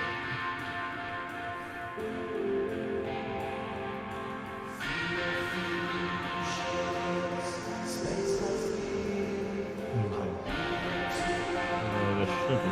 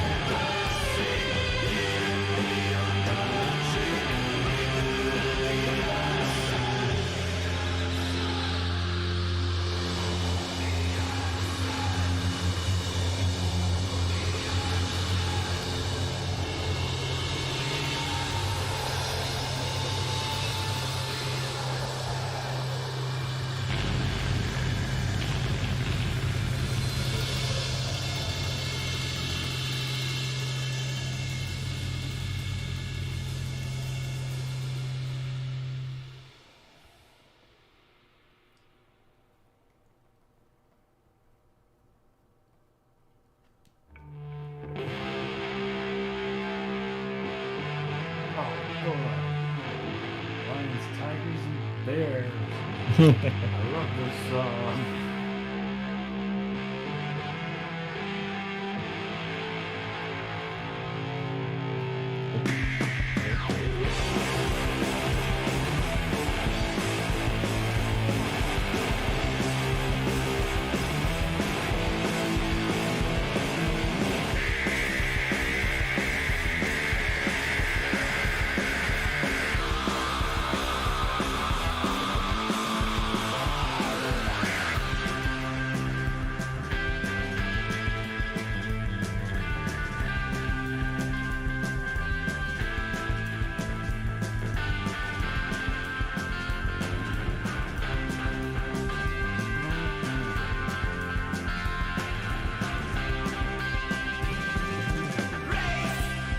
You know, there's something else. The other day I watched the guy go through like all the plots of the various, well, all of them, Animorphs books. Oh yeah. They're crazy. Like they're really kind of heavy and kind of somewhat graphic and stuff. And the guy reading them was just like, I'd like to read these. Hey, why did they let us read these? And I mean, like, because it's a lesson on war and thing. But Yeah, at the same time, Matt asked them, so do you feel like they made you a worse person? Obviously not. Obviously they protect you. But, the reason why it didn't really matter to kids, because they were watching Dragon Ball Z at the time. They were watching dudes kick their snot.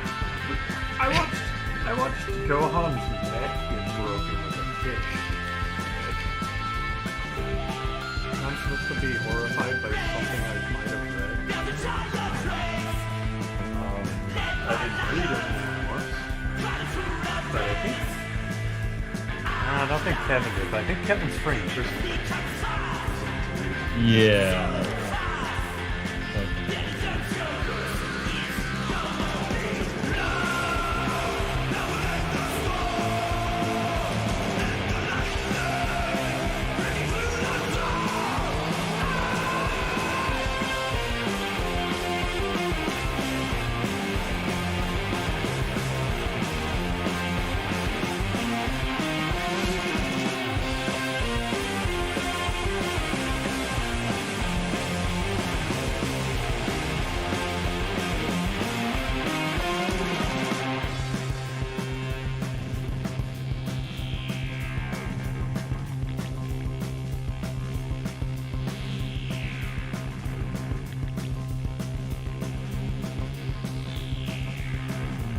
Hardest question? Alright. Would you rather have Arnold Schwarzenegger's prime physique, C-Bum's physique, or Giga Chad's physique? I don't know who C-Bum is. Hold on, what was it?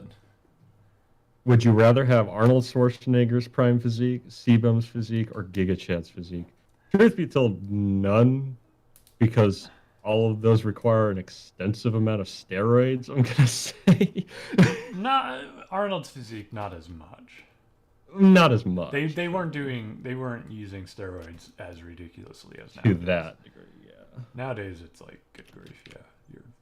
Like, but still, nope, yeah. You're gonna live to 40. Now, well, who was the middle one? C-Bum. I think I've heard of it, but I don't. C-Bum. Hey, bro, C-Bum Natty. I'm not sure. It does. I feel like I've heard the name. It does sound familiar.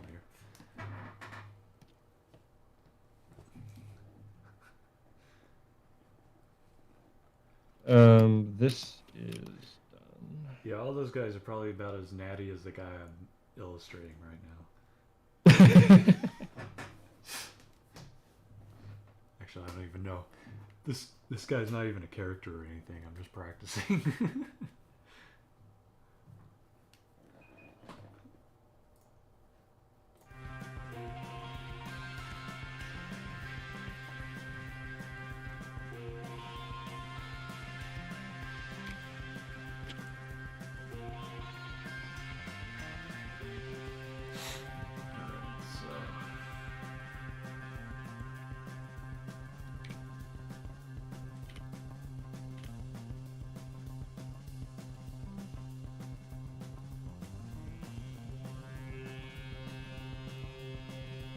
Rock is definitely on steroids. A lot of people Yeah. who are He really is. built are. Even though he claims that he's natty, but he's about as natty as Liver King, Yeah. who also claimed to be natty. Yeah.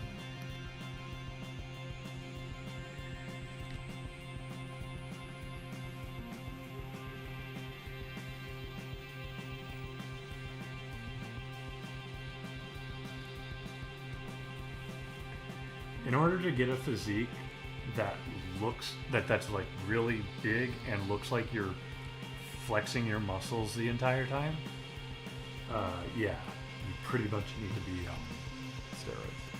Yeah. With the ones that like have that level of definition too and stuff. Because you can get big, you can get plenty of muscle, get plenty strong without using steroids. You'll just not have that great of definition, most likely, because in order to put on that muscle, you need the fat content as well. Your body needs that. It's just how your body works.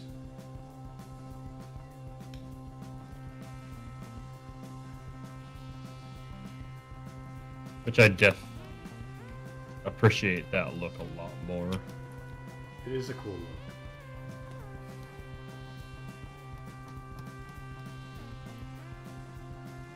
I just realized panels are.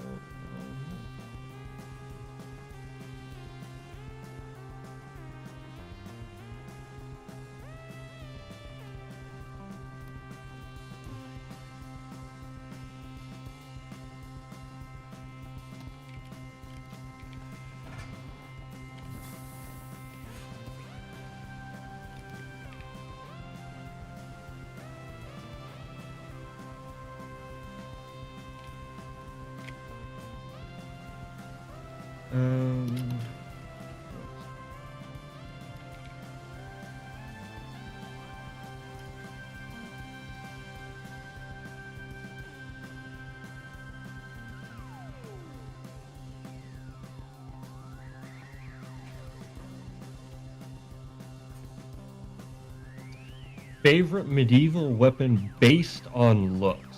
So disregarding functionality or anything like that, technique or anything like that. Based on looks.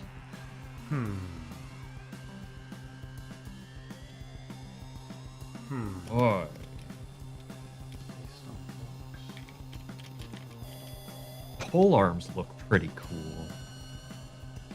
Pole arms are great for killing a knight. Yep.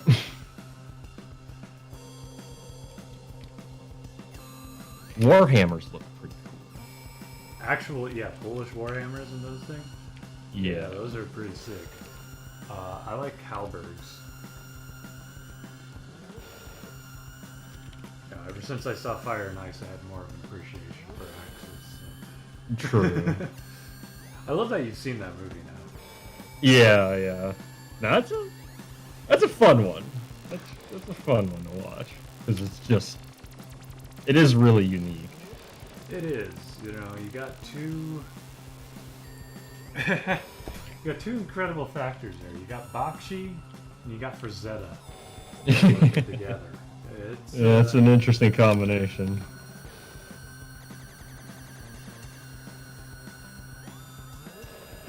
As far as I know, it's the only movie Frazetta ever worked on. I don't know of any others. I don't even think he painted the cover for the Conan, the Dino De Laurentiis movie. I think that was someone else. It's funny seeing fictional characters wielding a hammer twice their size and swinging it around like a feather. Yeah. I will say that is one thing I really like. I don't do a lot of fight animation stuff because I'm not super into it. But when I do, that's one thing I really want to do. When I do, is I want to bring weight back into the equation. Because like everybody kind of looks at like, you know, a lot of like anime influence and stuff like that. And they're much more a fan of like the flow of movement. You know, Western or Eastern animation is a lot more like energy based, I would say, like in terms of fitting enough, in terms of their movement. Whereas the West kind of had an emphasis on weight, shape, and form for a long time. And now those two worlds are kind of merging, but it's leaning a lot stronger towards, you know, that energy form. And so you get a lot of like, it's cool movement and everything like that, but it leaves a lot to be desired in terms of impact, if you ask me. You know, they can go over the top and, you know, drop buildings on characters and stuff like that, but like, you know, we're talking about Fire and Ice. That dude, that dude, when he hits people, it looks like it hurts. You talking about Dark Wolf? Yeah, Dark Wolf. Yeah, Dark It's Wolf just made like- me like Axes. Yeah, it's like, Actually, probably the first time ever, I was really like, hey, Axes are cool. yeah. Look how this guy uses this thing, right? So there's something to be said about just that really impactful kind of grounded feel. And I wish that animation explored that in its own way.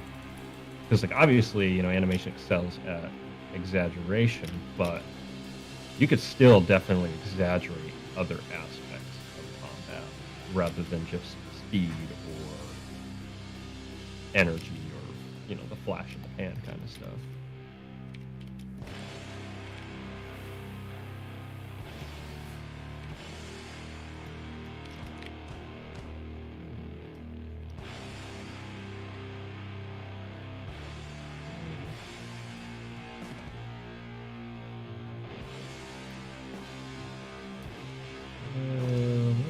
Let's listen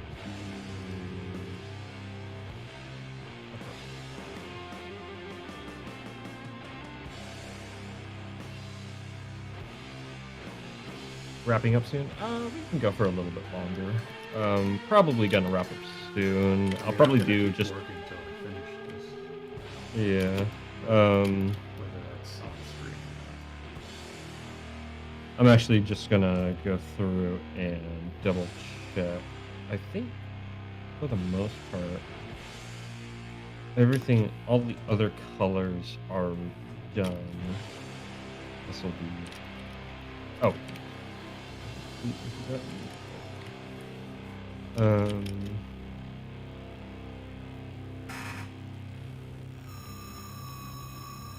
You're on the verge of REM sleep. Don't have any tests tomorrow. Good.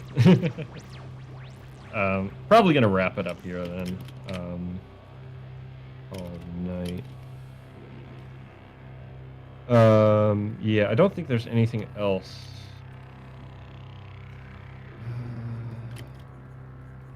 Yeah, for the most part, like, that's pretty much done. That's done, that's done, that's done. Yeah, I guess I can do that, but that's so small. Yeah, we're gonna be getting into color here next. Or lighting here next. So I'll probably have started that before next stream, hopefully.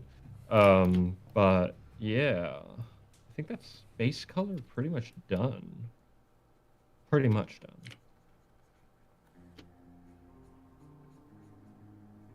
Okay, well, I'm gonna wrap up then. Okay. I don't know about you. I'll wrap up too. Okay. We will be back on Tuesday next week. Thank you guys so much for stopping by. I really do appreciate it. It was really fun. This was a really fun stream having everybody in here chatting. That was really cool. Hope to do it again soon. And yeah, we're making progress. Making good progress. So catch you all later. Have a good night. All right. See you guys.